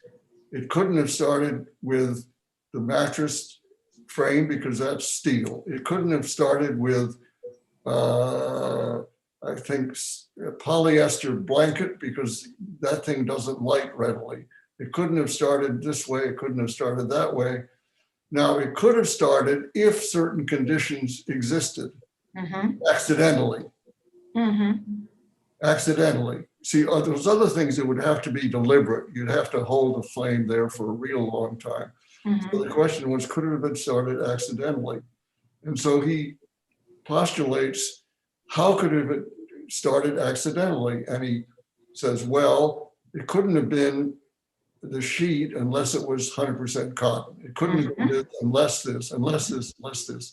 So then he takes the only conditions under which he is an expert, thinks that it could have happened by accident, and he tests it with the cigarettes, and he finds that it's very difficult, even in these conditions, for a cigarette to ignite except deliberately. So therefore, the expert is disproving, is brought in to disprove the hypothesis that it happened accidentally. Isn't that right? Do I have it wrong?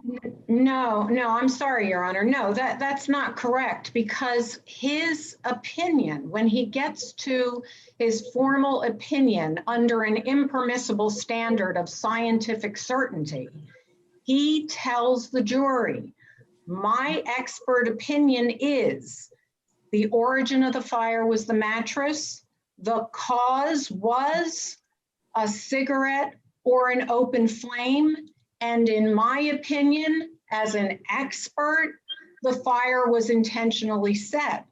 This is the problem. You cannot just look at if he had gotten up there, perhaps, and I'm not saying that this would be right, but perhaps if he had gotten up there and said, well, you know, a fire won't start with a polyester blanket, it might start with, it would have to be 100% cotton, and possibly, you know, if there's a certain airflow, you could have a fire, and then sat down, got off the stand.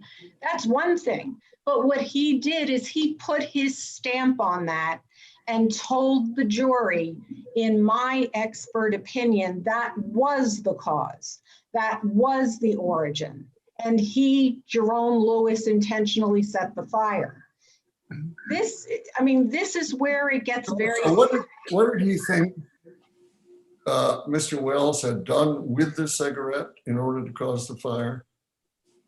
Well, according to the expert, he said, if, you know, there's 100% cotton sheets, and if they were crumpled, and if there was a certain airflow, and if it fell, let's say the cigarette fell on the bed in an ideal crack or crevice, were his words, then it could propagate smoldering, which would then eventually ignite. Did he think that that's what actually happened? Yes, he said that was his expert testimony. His opinion, to a scientific degree of certainty, was the origin was the mattress. No, but just to interrupt, I thought he was saying, I don't think it's likely that this fire happened inadvertently by there being 100% cotton sheets and they were crumpled and the cigarette sat in there and it happened inadvertently, because he thought that would take, 38 minutes or whatever, to be so long that people would notice. So I thought he was acknowledging that possibility, but ruling it out as an accident because of its circumstances, and therefore concluding, in his opinion, that the fire was intentionally set, not accidentally set on crumpled 100% cotton sheets. So he was ruling that out, I thought. Well, he was ruling out accident, but based on no facts in the record. And his conclusion was, as an expert, that the cause of the fire was either a cigarette or an open flame.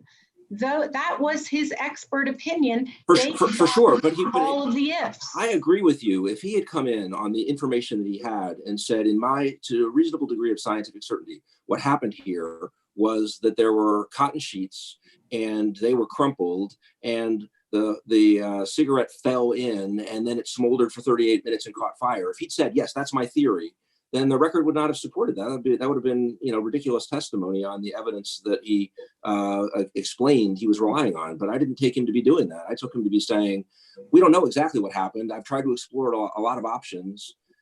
Most of them require intentional action. One of them, if a certain perfect storm, you could have accident for a while. But then, even then, I would think it would have to be intentional because it would take so long to ignite that somebody would notice. That's what I thought his testimony roughly was. So I don't think he was relying on this scenario. He was acknowledging it as something that seemed like maybe it would possibly support accident, and then explaining why at the end of the day, he thought it didn't support accident. Am I misunderstanding his testimony? Well, I did not understand his testimony that way at all. I think his testimony was he had evidence that the fire may have started on the mattress. He put a mattress in a room. He tried lighting it on fire with all different kinds of bedding materials and cigarettes and, trying to figure out if it would light on fire. And his conclusion was that this was an intentionally set fire he says it right in the record. I will find it while I'm waiting for rebuttal. He states his expert opinion was that if all of these things happened, then my expert opinion is that the origin of the fire is the mattress. The cause is either a cigarette or an open flame. The only way he came to that conclusion was based on his testing. And Can I ask you suppose we simplify the facts a little bit to try to get to the, suppose all the expert knew was that the defendant had told people that this was a case of the mattress catching on fire and then it got out of hand. Mm-hmm. And the expert is called in to say, well, how plausible is it that that happened accidentally? That's what we want to know. Is this an incendiary fire that the defendant sort of deliberately set, or is it the kind of thing that can happen accidentally? The detective says, okay, we don't know too much, but here's what we know. We know what kind of mattress it was. So let's start from there. I'm going to try every which way I can think of to set that mattress on fire. Now, if all these tests are done properly, we assume that, and the expert comes away saying, it's really damned hard to set that mattress on fire. It's the kind of mattress that they built such that you have to go to great lengths to get this thing going and to keep it going. Well, I can draw an inference from that. Now, it's not perfect. This can be cross-examined. There are possibilities that are very rare, but, if that happened, so on and so forth. But that's basically what we have here. And it seems to me an expert who's appropriately qualified, and there's no real issue with this man's qualifications, can do those tests and say, given what I found out about this mattress, the biggest likelihood is and I'm calling it a scientific certainty because these are scientific tests. I measured the quantity of accelerant. I did this, I did that, I collected the data. There are other tests I've relied on to do these tests and to compare them with, and so on and so forth. In my opinion, it is very unlikely that this was anything other than an incendiary fire. You seem to be saying that kind of testimony, which I've tried to simplify for the purposes of having something clear to talk about, is not permissible expert testimony. And you're saying it because in this case, and you're saying it not because there's something unreliable about the methodology or the particular test, the way it was carried out. You're saying it because it's irrelevant to the facts of this case. And that's where I think you lose me. Okay, a couple of things. With reliability, we are not just saying that it was irrelevant. Under Dauber and under Motorola, the reliability of the methodology and includes whether it has been reliably applied to the facts of the case and based on the facts of the case. Okay, so we are not saying that it was reliable or only arguing that it was irrelevant. We are arguing it was unreliable because... Well, fair enough, but the reliability issue there has to do with the relevance to the facts. Okay, and secondly, if he had come in and said, first, I'm sorry, let me back up. Secondly, all he knew or all he had as a basis was that it was possibly the mattress that caused the fire. That But was the defendant said this mattress, was Mattress. the origination was in this. period, mattress. Well, right, if there were evidence that no, it actually wasn't the mattress, well, the jury could consider that and throw out the expert's testimony. No, but It's based on some evidence here.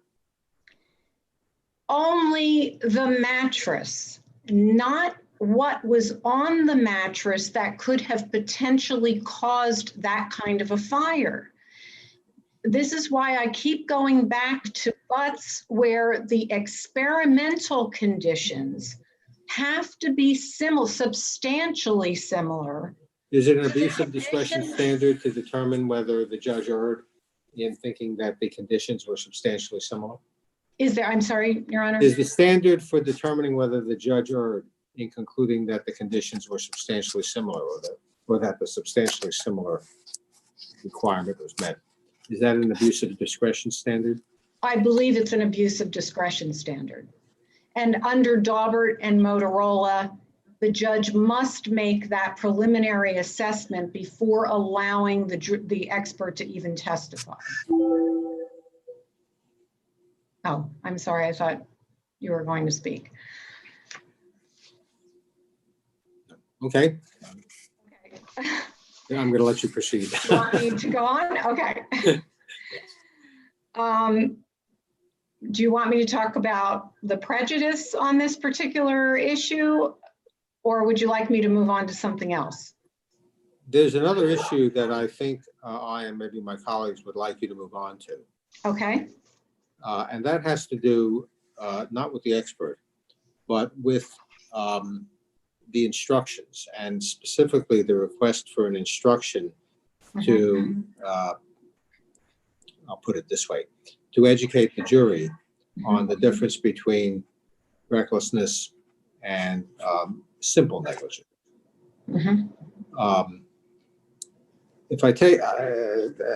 If you could explain why you think, if you could address why you think the judge's refusal to accede to that defense request was error, I think we'd find that helpful. Okay. So first off, there was evidence in the record that that it was possibly a negligent act that caused the fire. There was testimony from one of the family members who had filed a negligence complaint against Mr. Lewis. So this whole topic of negligence came up at the trial. The defense attorney rightfully said to the judge, this is already in the record, accident is not the same as negligence, and neither of them is the same as recklessness. And so the jury should be advised and educated on the definition of negligence. And that's how the issue came up. Criminal recklessness requires depraved conduct. Negligence is only a failure to exercise ordinary judgment. And accident and negligence are not the same thing. And again, neither of them is the same as criminal recklessness. Counsel, can I ask you a question about our standard review? I think that our review of the trial court's, that request was made, the trial court said, no, I don't think it's necessary. Are we reviewing that de novo in your view, or are we deferring to the trial court's discretion about how much to explain to juries?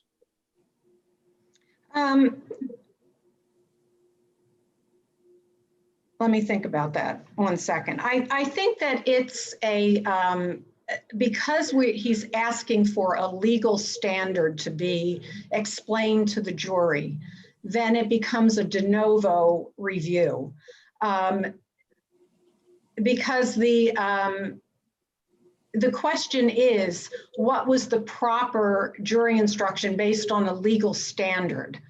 and the elements of the crime actually also, because when he's talking about the elements of felony murder, the elements of second-degree murder, and even of cruelty, first-degree cruelty to children based on recklessness, it was important for the jury to understand that other legal standard of negligence. Well, I guess the way the trial court seemed to look at it, I think, was something along the lines of, I'm telling the jury what the elements are. And one of the elements is conscious disregard. It was formulated slightly differently for certain of the relevant offenses, but it's all kind of conscious disregard of a risk, sufficiently grave risk. And if I've told the jury what that requirement is, if I've defined that clearly, what does it add to say, oh, here's a thing that's not that, I'm going to tell you some, technical information about. If you say, look, it's got to be 6 feet high in order to convict, why do you need to say, oh, by the way, here's some information about like how you would define something that's 3 feet high? I think that was the trial court's take on it. And what's wrong with that way of looking at it? Okay, well, first off, it's not a technical difference between the instruction and what they were asking for. Secondly, there was evidence in the record where a witness was discussing negligence, where the defense attorney was talking about negligence. That was in the record. And under the law, no matter how weak that evidence is, the defense is entitled to an instruction. I'm a little puzzled by I think there was evidence that there might have been negligence, but I'm not sure it's the evidence you're referring to. I mean, evidence that someone used the word negligence in a lawsuit is, I think, no evidence that the underlying conduct was negligent. It's just, so the word was thrown around the trial, which is not irrelevant to your point, but I don't know that those reference uses of the word are evidence that your client's conduct was negligent. That evidence would be, kind of the circumstances or inferences juries could draw about how a fire might have started. So I'm not sure that the lawsuit is evidence of anybody's negligence. It's evidence that someone alleged negligence, but I don't know that's more than that. Well, I think the suggestion from that testimony was that someone believed he had acted negligently. But that's a legal conclusion. I mean, that's I don't think you could, if you were trying to prove in front of a jury that someone was negligent, I don't think you could introduce as evidence a complaint that someone filed alleging negligence on the theory that someone claimed negligence and that's evidence of negligence. It's just that was an allegation of negligence. No, I understand that, but since the witness did talk about negligence and the defense attorney did talk about negligence, and the fact that the argument was my client did not set this fire intentionally, the jury had a right to know the definition of negligence. Well, I mean, I do have. Let me put it this way. The first question I ask is there anything actually incorrect in the instruction that was given, which told the jury what mental state, if you want to call it, what mens rea, what was required here, explained recklessness. It didn't just you throw out the word reckless. It said recklessness means. Right. No, and we're not. I don't hear you arguing that there was anything missing from that instruction or unclear about that instruction or erroneous about that instruction. Now, I understand defense counsel wants to be able to, has a theory of the case, which is that this is, that what happened here was not really reckless, it was negligent at worst. There's a question in my mind as to what evidence there actually is to support that. The defense did not put on a defense in this case, as I recall. That's right, isn't it? No. Yes, I mean, yes, you're right. You're right. And so it's a little unclear to me whether there really is evidence to support an instruction that the defense is negligence. Well, rather, it's more a situation of the defense saying, well, we'd like to make sure the jury understands that recklessness is a high standard and ordinary negligence won't support it. On that, the judges, the judge felt, I don't see that that's necessary. And I'm fearful that it would be confusing. It would just add a layer of confusion to the jury, the way he put it. He said it would create confusion. It would be difficult for the jurors to, go down that road and work that out, and unnecessary. So why do you think it was really important that the jury be told? Now, there's something called simple negligence or whatever. I mean, a separate question is whether the instruction that was proffered was a suitable one, which I'm not really asking you about now. But because if it wasn't, but some other suitable instruction on negligence should have been given, well, okay. But I don't quite know why it was so necessary, or what the concern is that really justified giving the jury an instruction on something that was not a basis for liability, such as simple negligence. Well, the problem is that their entire defense was that Mr. Lewis did not act intentionally, did not act recklessly, and at best, it was. What was the evidence? What was the evidence or argument that he did not act recklessly? I understand the evidence, or at least the possibility that it was not intentional. But what is the evidence? What is the evidence that he was not reckless? Well, they challenged the expert's testimony. So the expert is the speculative, we would say, speculative testimony of the expert was the government's case. That was the government's case. Without the expert coming in there saying, this is the origin, this is the cause, that's the guy who did it, the government would have no case. There were the expert didn't testify that's the guy who did it. I strongly disagree with that, but I will wait and answer your question. Oh, well, if the expert testified to that, that might make a difference, I suppose. But I thought the expert's testimony went to intentionality, not recklessness. He said intent that the fire was intentionally set or set in a place not to set a fire. That's the recklessness part of it. Intentionally set or set in a place not to set a fire. There's your recklessness. So the defense was. Counsel, could I ask you about the defense? And partly this is also about how you brief the issue in this court. Because when you brief the issue in this court, you seem to be invoking in part the theory of the defense instruction line of cases, the idea that the defendant has a right within reason to have the jury informed about the defense. But as I read the record at trial, the defense attorney explicitly said, this is not my theory of the defense.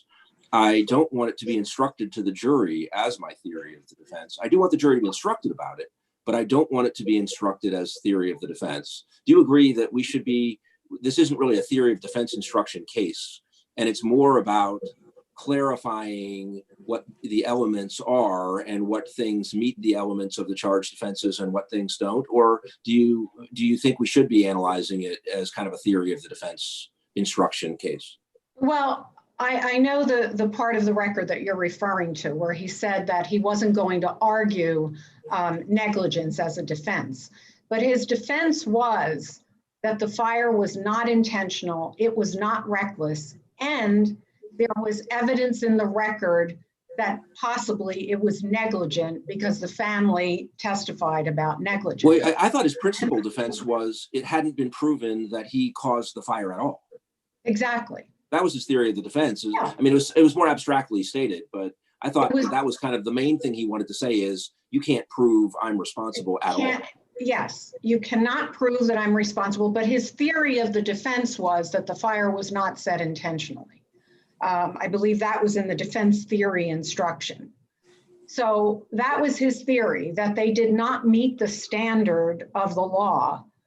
But since there was evidence in the record about negligence, that's why he wanted the jury to have at least a definition of negligence so that they could compare if they believed the defense that he didn't intentionally set the fire, maybe they would have believed, had it not been for the fact that they were assured by the expert based on speculative evidence, but that they possibly would have considered the testimony about his conduct being negligent if they had the proper instruction on it. Forgive me, say again, what is the actual testimony about that you're relying on about his conduct might have been negligent, merely negligent?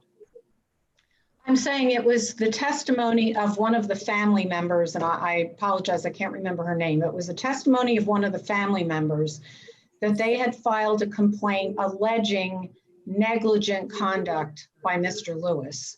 Is that it? Because I don't see that as a basis for anything, frankly. Well, they're mentioning a legal term that would exonerate Mr. Lewis if in fact the jury believed that it may have been a negligent act. If they were not convinced beyond a reasonable doubt that he acted intentionally or recklessly, because possibly one or more jurors may have believed that that was right, that he only acted negligently, but they didn't have a definition of negligence. Can I ask you, did your client made a variety of statements about the circumstances, and some of them indicated that the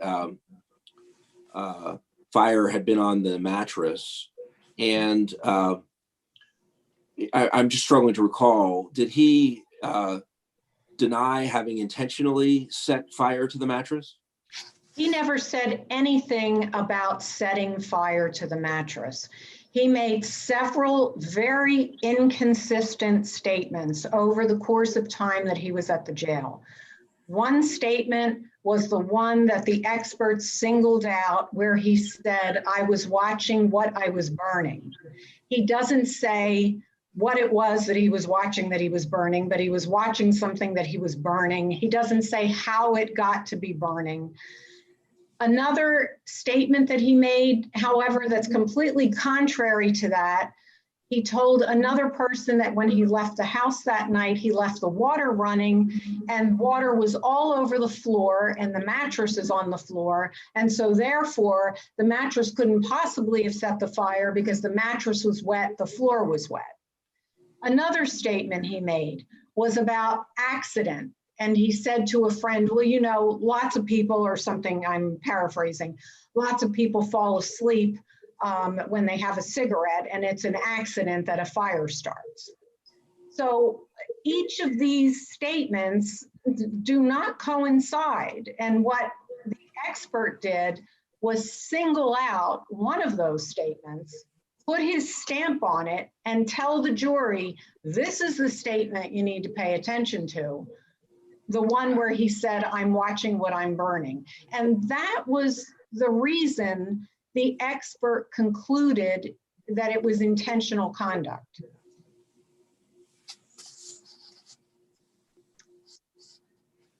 Does the court have any other questions? Oh, I think we. Yeah, I think not at this time, unless I'm mistaken. And we've obviously gone over your time, but that's okay. Okay. And we'll hear from the government and we'll give you a few minutes in rebuttal. Okay, thank you. I appreciate it.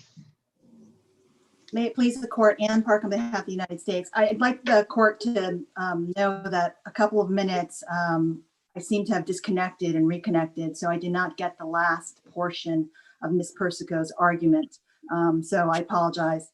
And I would like to address the reliability issue as to Mr. McCarthy's 1100 experiments. That seems that Ms. Persico spent most of her time on, and then briefly about the negligence instruction.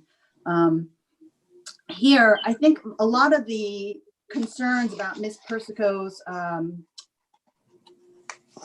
complaints about the expert's testimony, that is that it was speculative, really comes down to her the nature of the expert testimony that's at issue here. And as the court said in Motorola and in Daubert and in Kumho Tires, the experts come in all sorts of different varieties. Some are more experience-based, some are more scientific-based.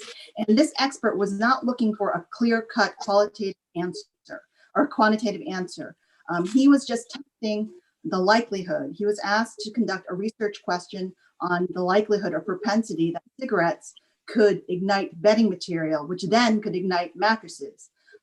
He did not test the mattresses because mattresses purchased over past a certain date are compliant with federal regulations and are almost, they do not ignite on their own. So that was the question. And to do that, he tried to recreate the scene as best he could based on the evidence he had.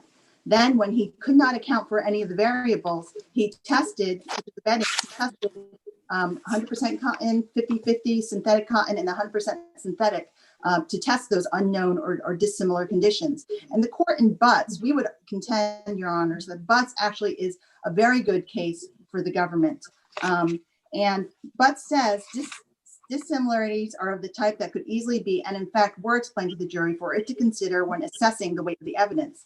All these concerns she had, defense counsel cross-examined Mr. McCarthy vigorously about.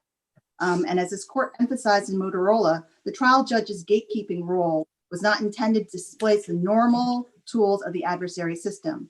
The jury, it was all aired before the jury. Mr. McCarthy explained what information he had, what information he didn't have. He took into account these unknown conditions, and it was a jury's job to determine how much weight to place on these experiments. And I would also note that Butts talks about, not only do we look, the substantial similarities don't have to be identical. You can't recreate a scene perfectly, but it also says admissibility often turns on whether the dissimilarities can be adjusted for or explained so that their effect of the results of experiments can be understood by the jury. And that's exactly what happened here. Everyone knew what the conditions were unknown or dissimilar. Defense counsel vigorously cross-examined on it, and the jury had all that before it, and it had to decide how much weight to be put on that evidence. I would also take issue with Ms. Persico's appellant's counsel statement that the expert's testimony was the entirety of the government's case in terms of determining origin, cause, as well as the intentionality of the fire. And this relates to prejudice. And even if this court would find that the expert's testimony was not reliable, there was strong and compelling evidence presented by the government that the origin of the fire was in the basement and that appellant intentionally set the fire. We had the witness testimony of Shirley Jenkins, Alexis Jenkins, and Sarah Jenkins. They all testified that they saw the fire coming out of the basement as they were trying to get out of the house, but they did not see fire in any other part of the house. There's a security video that the government has supplemented the motion, has supplemented the record on appeal with, from the then Mayor Gray's house, and you can see the back of the house, the basement, and you can see smoke coming out of the basement for a period of time before flames erupt. You can also see figures coming back and forth throughout the night. There was also another certified fire investigator that testified. Now, he was not qualified as an expert, but many of his observations were consistent with Mr. McCarthy's. He testified that the basement suffered the most damage, and he found evidence that the cause of the fire was electrical. So he ruled that out as well. And as to the origin, Ms. Persico continued to say that it was merely appellant's statements that the mattress. You know, I know you're citing all the other evidence. It's a little bit difficult, though, to say that it was overwhelming, as you describe it, when he had a hung jury at the first trial, and the evidence was substantially the same at the second trial. And it seems to me that without the expert's testimony, the fact that it came from the basement is hardly evidence that he himself started the fire deliberately, as opposed to it simply being an accident. Everybody knows that fires start accidentally, particularly with mattresses. People lie on them, the smoke. I mean, that led to that legislation that required mattresses to be non-flammable. Yes, Your Honor, but there's more than that here, though, because we know appellant was the only one who had access to the basement. He had the key. He had only person with the key. There's also evidence that he was awake at 1:48 in the morning, at least, because there was a receipt. I don't see how that shows that it was intentional. Well, it shows that he was awake and that it couldn't have been anybody else in the house because the other people in the house were sound asleep at the time of the fire. The officers who observed their demeanors testified they were in their sleeping clothes. They looked disoriented. The only person they said was acting awake was appellant. I mean, all those things are circumstantial evidence that he's in the basement. He was awake during that time. The surveillance video also shows a figure coming in and out of the house between around 1:35 to 2:30 or around that time. So he was awake in the basement. You can infer that. What are you telling us? That you want us under Cardiocus to say, forget about all this expert testimony. It doesn't make any difference. We can say with reasonable assurance that he would have been convicted of second-degree murder on the record shown. That's what you're saying. Yes, Your Honor. I think there's enough circumstantial evidence to prove his intentionality in setting the fire and that the origin of the fire was in the basement. Which would Ms. Park, what do you make of in making that point? What do you make of the fact that the jury acquitted of arson here? Ms. Persico suggests that the jury note indicates that one explanation for that is that the jury thought that Mr. Lewis intentionally set fire to the mattress, but didn't mean it to go beyond the mattress. One might wonder why he was setting fire to the mattress alone. Do you read the jury note that way? Do you think that the jury, or do you read it differently as the jury maybe having a reasonable doubt as to whether Mr. Lewis intentionally set fire to intentionally set a fire at all? Your Honor, I mean, it's hard to know what the jury was thinking from the note. They seem to be having issues with the dwelling, intentionally setting fire to the dwelling as a whole versus the mattress. But we would simply contend that the standard for first-degree child cruelty is that the defendant had to intentionally or recklessly engage in conduct which created a grave risk of bodily injury to the child and thereby cause the injury. And certainly the evidence here, even without the expert testimony, the government contends was strong and compelling, and that the expert's testimony sure was helpful, but it was not the entirety of the government's case. I mean, that may be a transition. Your reference to the elements of first-degree child cruelty, and in particular to conscious disregard, may be a transition to the question of whether the trial court ought to have instructed the jury more extensively about what conscious disregard is and how it compares to kind of inadvertent errors where you're not aware of risks that you're creating. And can I ask you an antecedent question about that? Do you agree or disagree with Ms. Persico as to what our standard of review is? Do you think we reviewed de novo whether the trial court was obliged to give that instruction, or do you think we defer to the trial court's judgment that it wasn't necessary? Your Honor, I think in my brief, I suggested that it was de novo review because it was a legal question as to whether negligence, the jury had a right to hear negligence. But listening to Your Honor's questions, I'm not really sure. Appellant has no qualms with the way that the court instructed the jury as to the actual elements of the offense, and intentionally and recklessly were defined for the jury. I don't think it matters what the legal standard was. They were correctly instructed. They knew what they had to find. Appellant did not have to prove negligence to acquit the defendants of either. Well, I mean, I think the argument is, I mean, the instruction may have been technically accurate. The elements of first-degree child cruelty and let's say, and felony murder as it wraps back around to that, or second-degree murder as it wrapped around to that. But those are kind of technical concepts. Conscious disregard of known and substantial risks or concepts like that, that's legal jargon.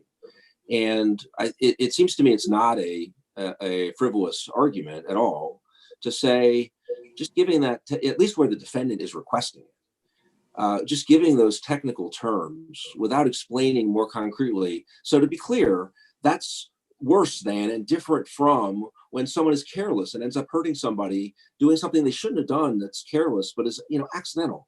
That seems like I can see the point that you might think that would be quite helpful in helping a lay jury understand the technical elements of, criminal recklessness, conscious disregard. Do you think that those ideas of conscious disregard and the like are so familiar for lay people that kind of additional concrete explanation isn't necessary? Is that your view, or?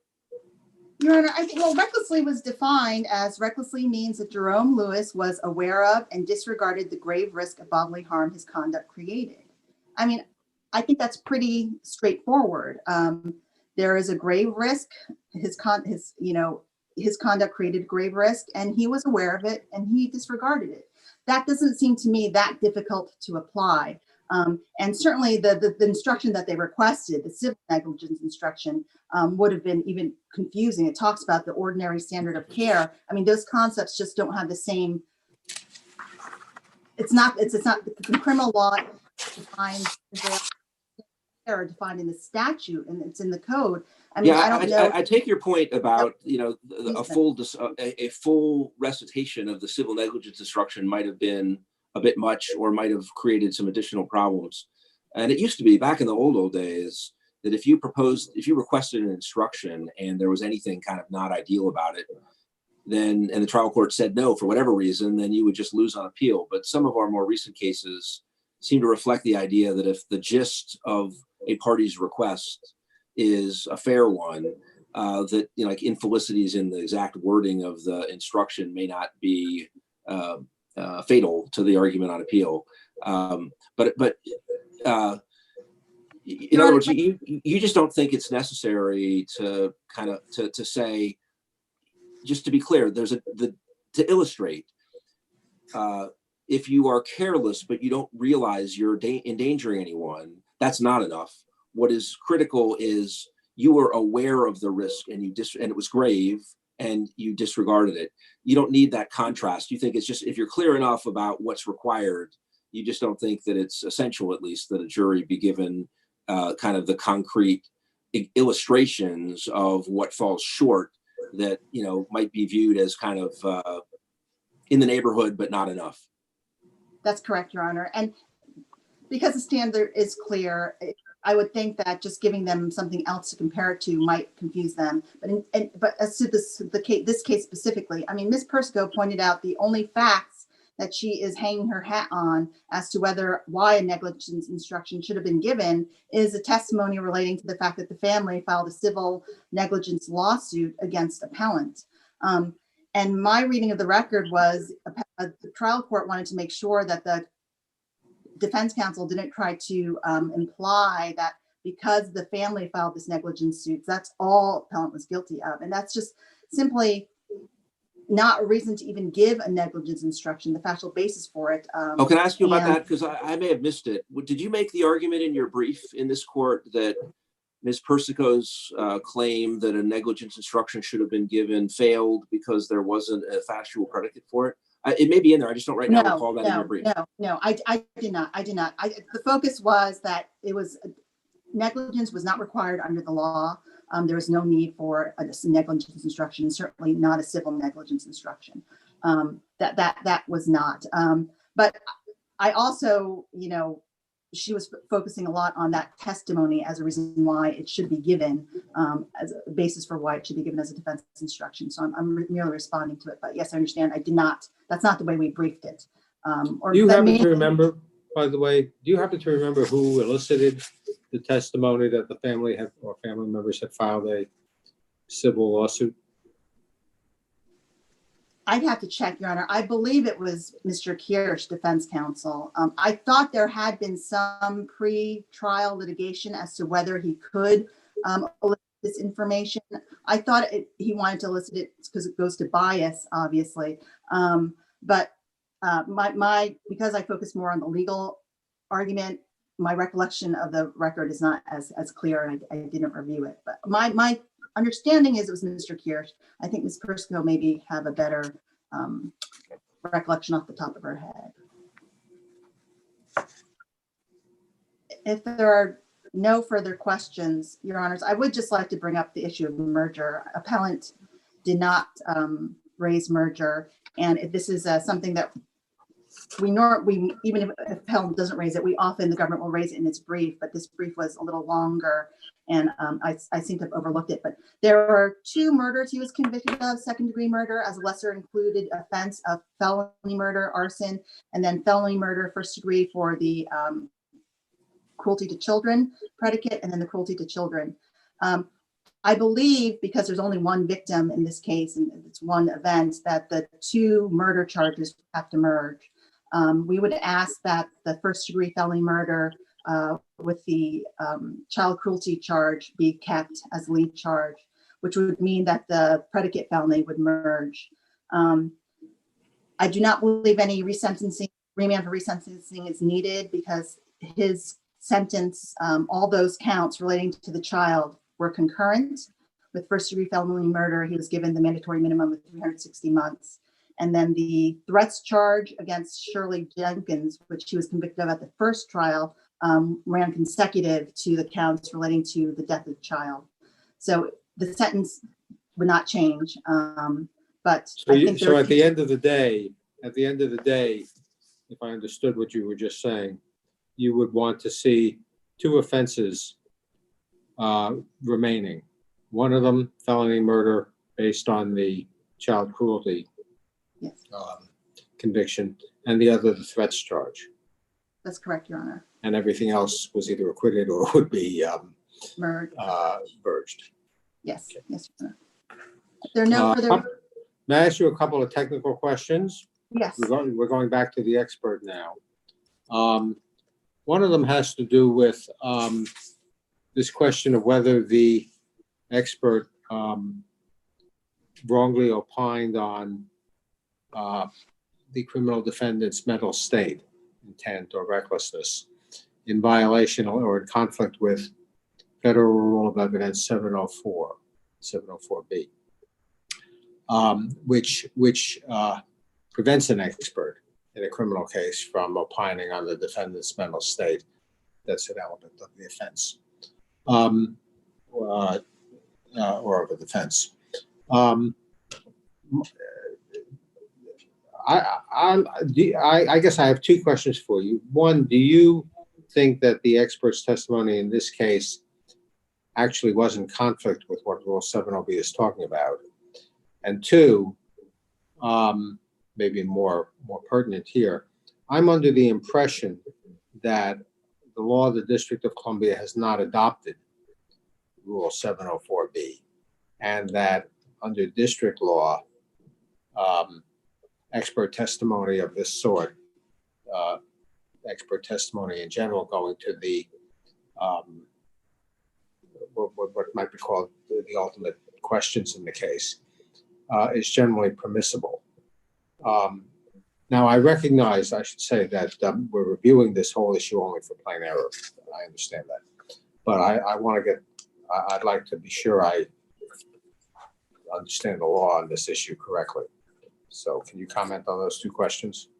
Sure, Your Honor. And the government's position is that Mr. McCarthy definitely did not cross the line, assuming federal rules, the 704B applies.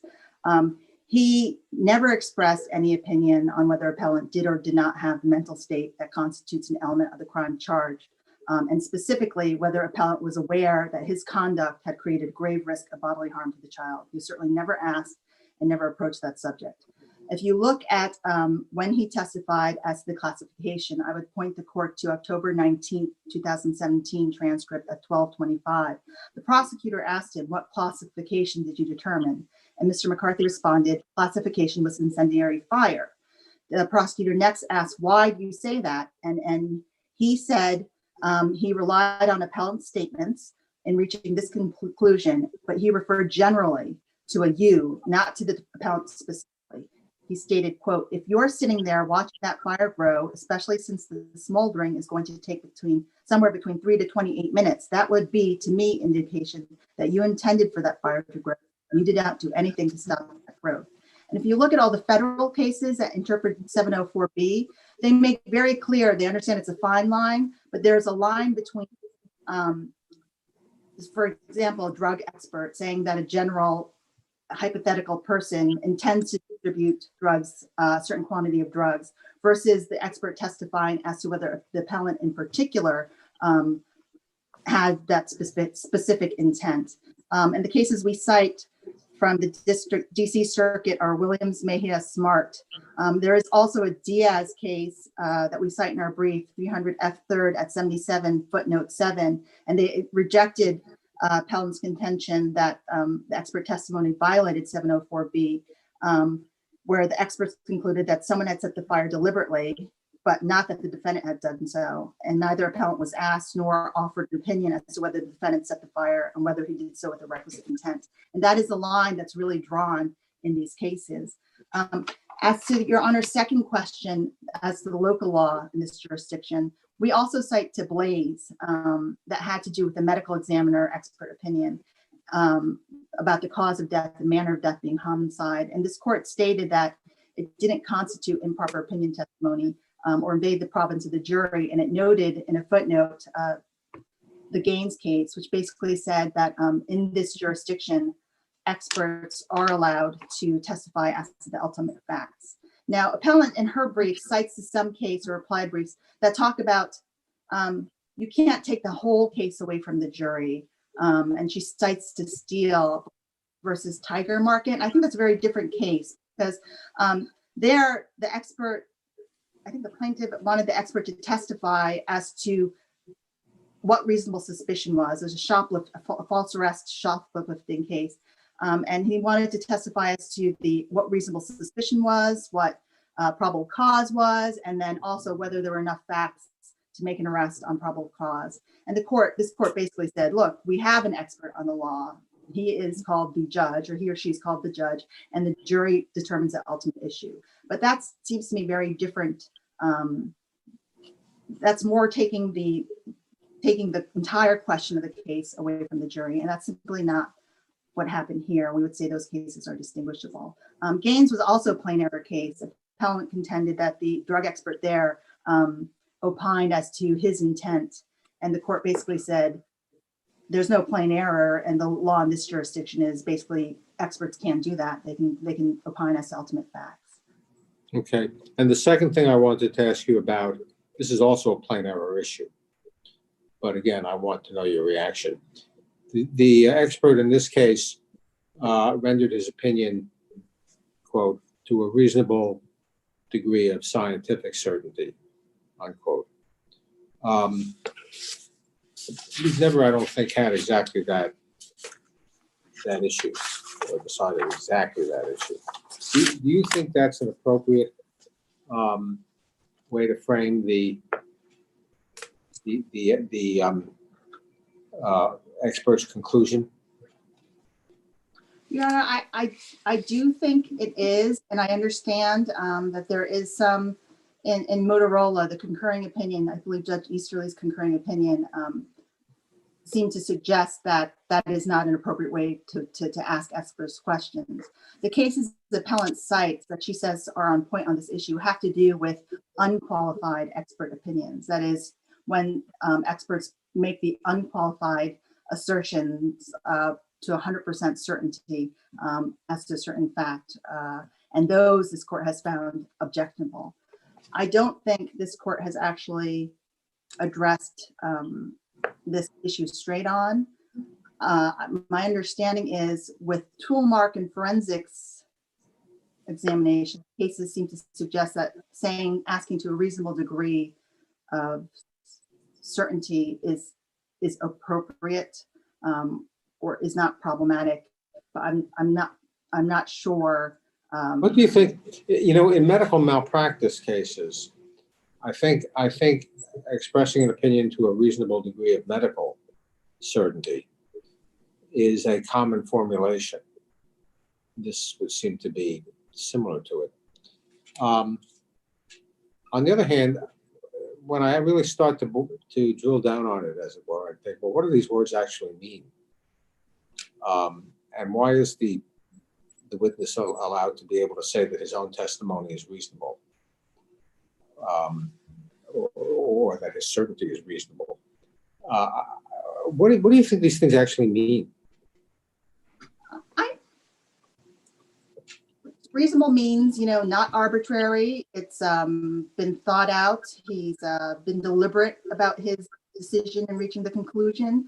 And he's not a scientist, rocket scientist, but he is has an engineering background and fire engineering. There are scientific principles behind the science of fires and the movement of fires that he talked about in his testimony. And it's an applied science, and he applies it in his investigations. And much of his expertise is based on his experience as a fire investigator. Maybe scientific isn't the right Well, word. it's a reasonable, right, his opinion is, it's a reasonable degree of scientific certainty. Based That on makes the you think, well, what are we at 80%, at 90%? How do we even get maybe I'm being too picky, but I just wonder, in any event, it's one of these issues that's been percolating around and we've been coming close to in a few of our cases. And I wondered if, should we be saying, yes, this is a good way for experts to talk in our cases from now on, or should we be saying, well, we really think this is not good, and if so, here's a better formulation? Your Honor, it seems to me it's pretty innocuous to say a reasonable degree of certainty. The term reasonable is pretty, it just means not arbitrary and measured and deliberate and thought through. In any event, as Your Honor said, it would be plain error here. I don't think there are any cases that actually squarely address it. My reading of the cases she cites have to do with experts who testify as unqualified opinions, 100% certainty. And I'm actually not sure where the court will go with this, but it seems to me here, he did express his opinion, and it was based on a reasonable methodology, a reasonable process, and he supported all his opinions. So it wasn't erroneous for him to say so here. Okay. Thank you. If no one else has any further questions, well, thank you, and we'll ask Ms. Persico to provide rebuttal. I'll give you a few minutes. Thank you, Your Honor.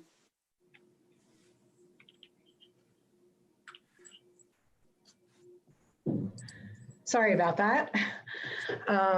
Okay, so first off, the Steele case in this court actually cited and relied on Rule 704B to state that an expert should not state his opinion about the intent of a defendant in a criminal case. So this court's own case has relied on 704B. Secondly, this discussion about scientific certainty, first of all, the word certainty just adds to the imprimatur of an expert when an expert gets up there and says that he is certain about something. And in the record, you'll see the first time that Mr. McCarthy gave his opinion, he gave it to a scientific degree of certainty, not to a reasonable degree, but to a scientific degree of certainty. It was only in redirect that the prosecutor added the word reasonable and said, what is your opinion to a reasonable degree of scientific certainty? So I would disagree that the word, first of all, the word certainty really puts the stamp on the expert's opinion to begin with.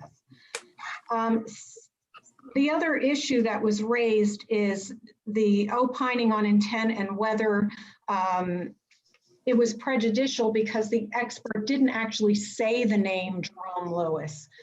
None of these cases say that the expert has to spell out the defendant's name. The cases that we've cited, and we've cited facts in those cases in both the initial brief and reply brief, say that where the only plausible understanding by the jury was that it was this defendant, that is not permitted. In this case, can I ask you, I'm not sure I follow how that could quite be right. Are you saying that if somebody is trying to prove that a particular thing was done on purpose, and that's something that needs to be proven and science is involved, and so you need an expert to try to shed light on that? Could it have happened accidentally? Was it done on purpose? Are you saying that you can never have an expert testify about that? Because even if the expert, if the expert doesn't say, well, the defendant intended X or the plaintiff intended Y, whatever, whoever's intent was at issue, it's just you can't have expert testimony that goes to whether conduct was intentional if that's an element of the crime or the defense. Is that your point? Well, here's the way to do it. If you look at Williams and Mejia, in both of those cases, the trial court interjected during the expert's testimony and I just lost my train of thought. The trial court interjected and made the point with the expert that he was only referring to a hypothetical individual. The court did not do that in this case. The only conclusion, the only plausible conclusion the jury could have had here was that the expert was referring to Mr. Lewis. There was no defense that somebody else committed the fire. It was Mr. Lewis's home. He was the one who lived in the basement. It was his mattress. I mean, the only possible conclusion the jury could have drawn from the expert's and wouldn't have that been? I think you're quite right about that. But let me ask you this. To what degree can an expert testify as to part of the requirements for a crime, but not all of them? If I understand it correctly, what he did here was to say, in essence, I think the defendant intentionally set a fire. But that's not enough to convict. You have to say he intentionally did it with a conscious realization that the consequence of this might be the death of a 4-year-old girl on the second floor. In other words, the fact that he did it doesn't mean he could have done it thinking, I'm going to create a little fire here because I want a lot of smoke to go upstairs. Those people will leave the house and then I'll put it out. But it was too late. I mean, the fire got away from him, things like that. So is it wrong for the expert to testify on a specific element of an offense? Well, I think that's why you're getting his expert testimony. Well, where the element goes to the mental state of the defendant, the expert, according to the case law, the expert cannot spell it out for the jury that I, as an expert, am telling you this defendant was the one who intentionally set the fire. He didn't say that, did he? He said this fire was intentionally set. But as the cases that we've cited show, he doesn't actually have to say the defendant's name if, based on all of the evidence in the case, the only plausible understanding the jury could have had was that this expert was saying that it was Jerome Lewis who set the fire. Well, what you're saying is this testimony by the expert was totally inadmissible because necessarily he was being asked, how did this fire occur? Was it an accident or did it occur intentionally? Did someone set it on purpose? And he says, to a reasonable degree of scientific certainty, I think this fire was, what's the word they use? Incendiary. Right. Which means intentional. Yes, and I'm saying that's his testimony. That's what he was called to do. I don't know why. I'm saying that was inadmissible because in this case. What would he conclude? What would he conclude it would be useful? Well, he couldn't have concluded that. What he could have said is, I tested a mattress. I found when I tested a mattress that if you had 100% cotton sheets, this might have happened. If those sheets were crumpled, if there was airflow, possibly those things would have happened. That would be it. He should not have been permitted to then extract from that it was Mr. Lewis that he intentionally set a fire. Well, he didn't expressly do that. And let me just ask you, I know you point to the language that was apparently interjected by the trial court in some of these cases. If the trial court in this case had said, to be clear, jury, I'm instructing you that the expert here is not testifying directly as to the mental state of any particular person. This is just a conclusion about the intent of whoever set the fire. Would that have solved your problem? Because it seems like on the evidence here, even if the trial court had said that, there's nobody else who was in the picture as possibly setting the fire. So I don't know how that would have helped if it's impermissible for the expert to say it, if that's the only thing, not do it directly, but testify as to the intent of an unspecified person if the only other person in the picture is, a party. Well, I think that your point may go to whether there was prejudice in him saying it. I'm saying he's not permitted to opine on the defendant's mental state when, given the evidence in the case, the only plausible understanding the jury could have was that it was Jerome Lewis. Now, if the judge came in and said, look, jury, he's not allowed to testify that Jerome Lewis did this. He's only talking about a hypothetical individual, and that's how I want you to consider this. Then maybe my argument would be, that it was prejudicial for some other reason. You'd go to the prejudice prong. But I'm saying that what he did was inadmissible, period. It was inadmissible. What is the reason for a rule precluding the expert in a criminal case from opining on the defendant's mental state that constitutes an element of the offense or of a defense? Is it based on the notion that the expert has no personal knowledge and is sufficient to permit the expert to draw an inference about this particular defendant as opposed to other defendants? Because it seems to me that the distinction is meaningful between an expert saying, look, I don't know anything about this defendant. I haven't investigated him. I never met him. I wouldn't recognize him if we bumped into each other on the grocery line. But whoever committed this fire, or whoever started this fire, I believe for the reasons I've given, that my opinion is that this was an intentional fire. And then it's up to the government to connect that up to the defendant with other evidence. Whereas it seems to me it's different if the expert, without having an adequate basis, testifies not only that whoever set this fire did it intentionally, but and my further opinion is that it was the defendant. The expert has no expertise on the or personal knowledge as to the defendant. So why is that? What is that the only reason for this rule, or is there some other?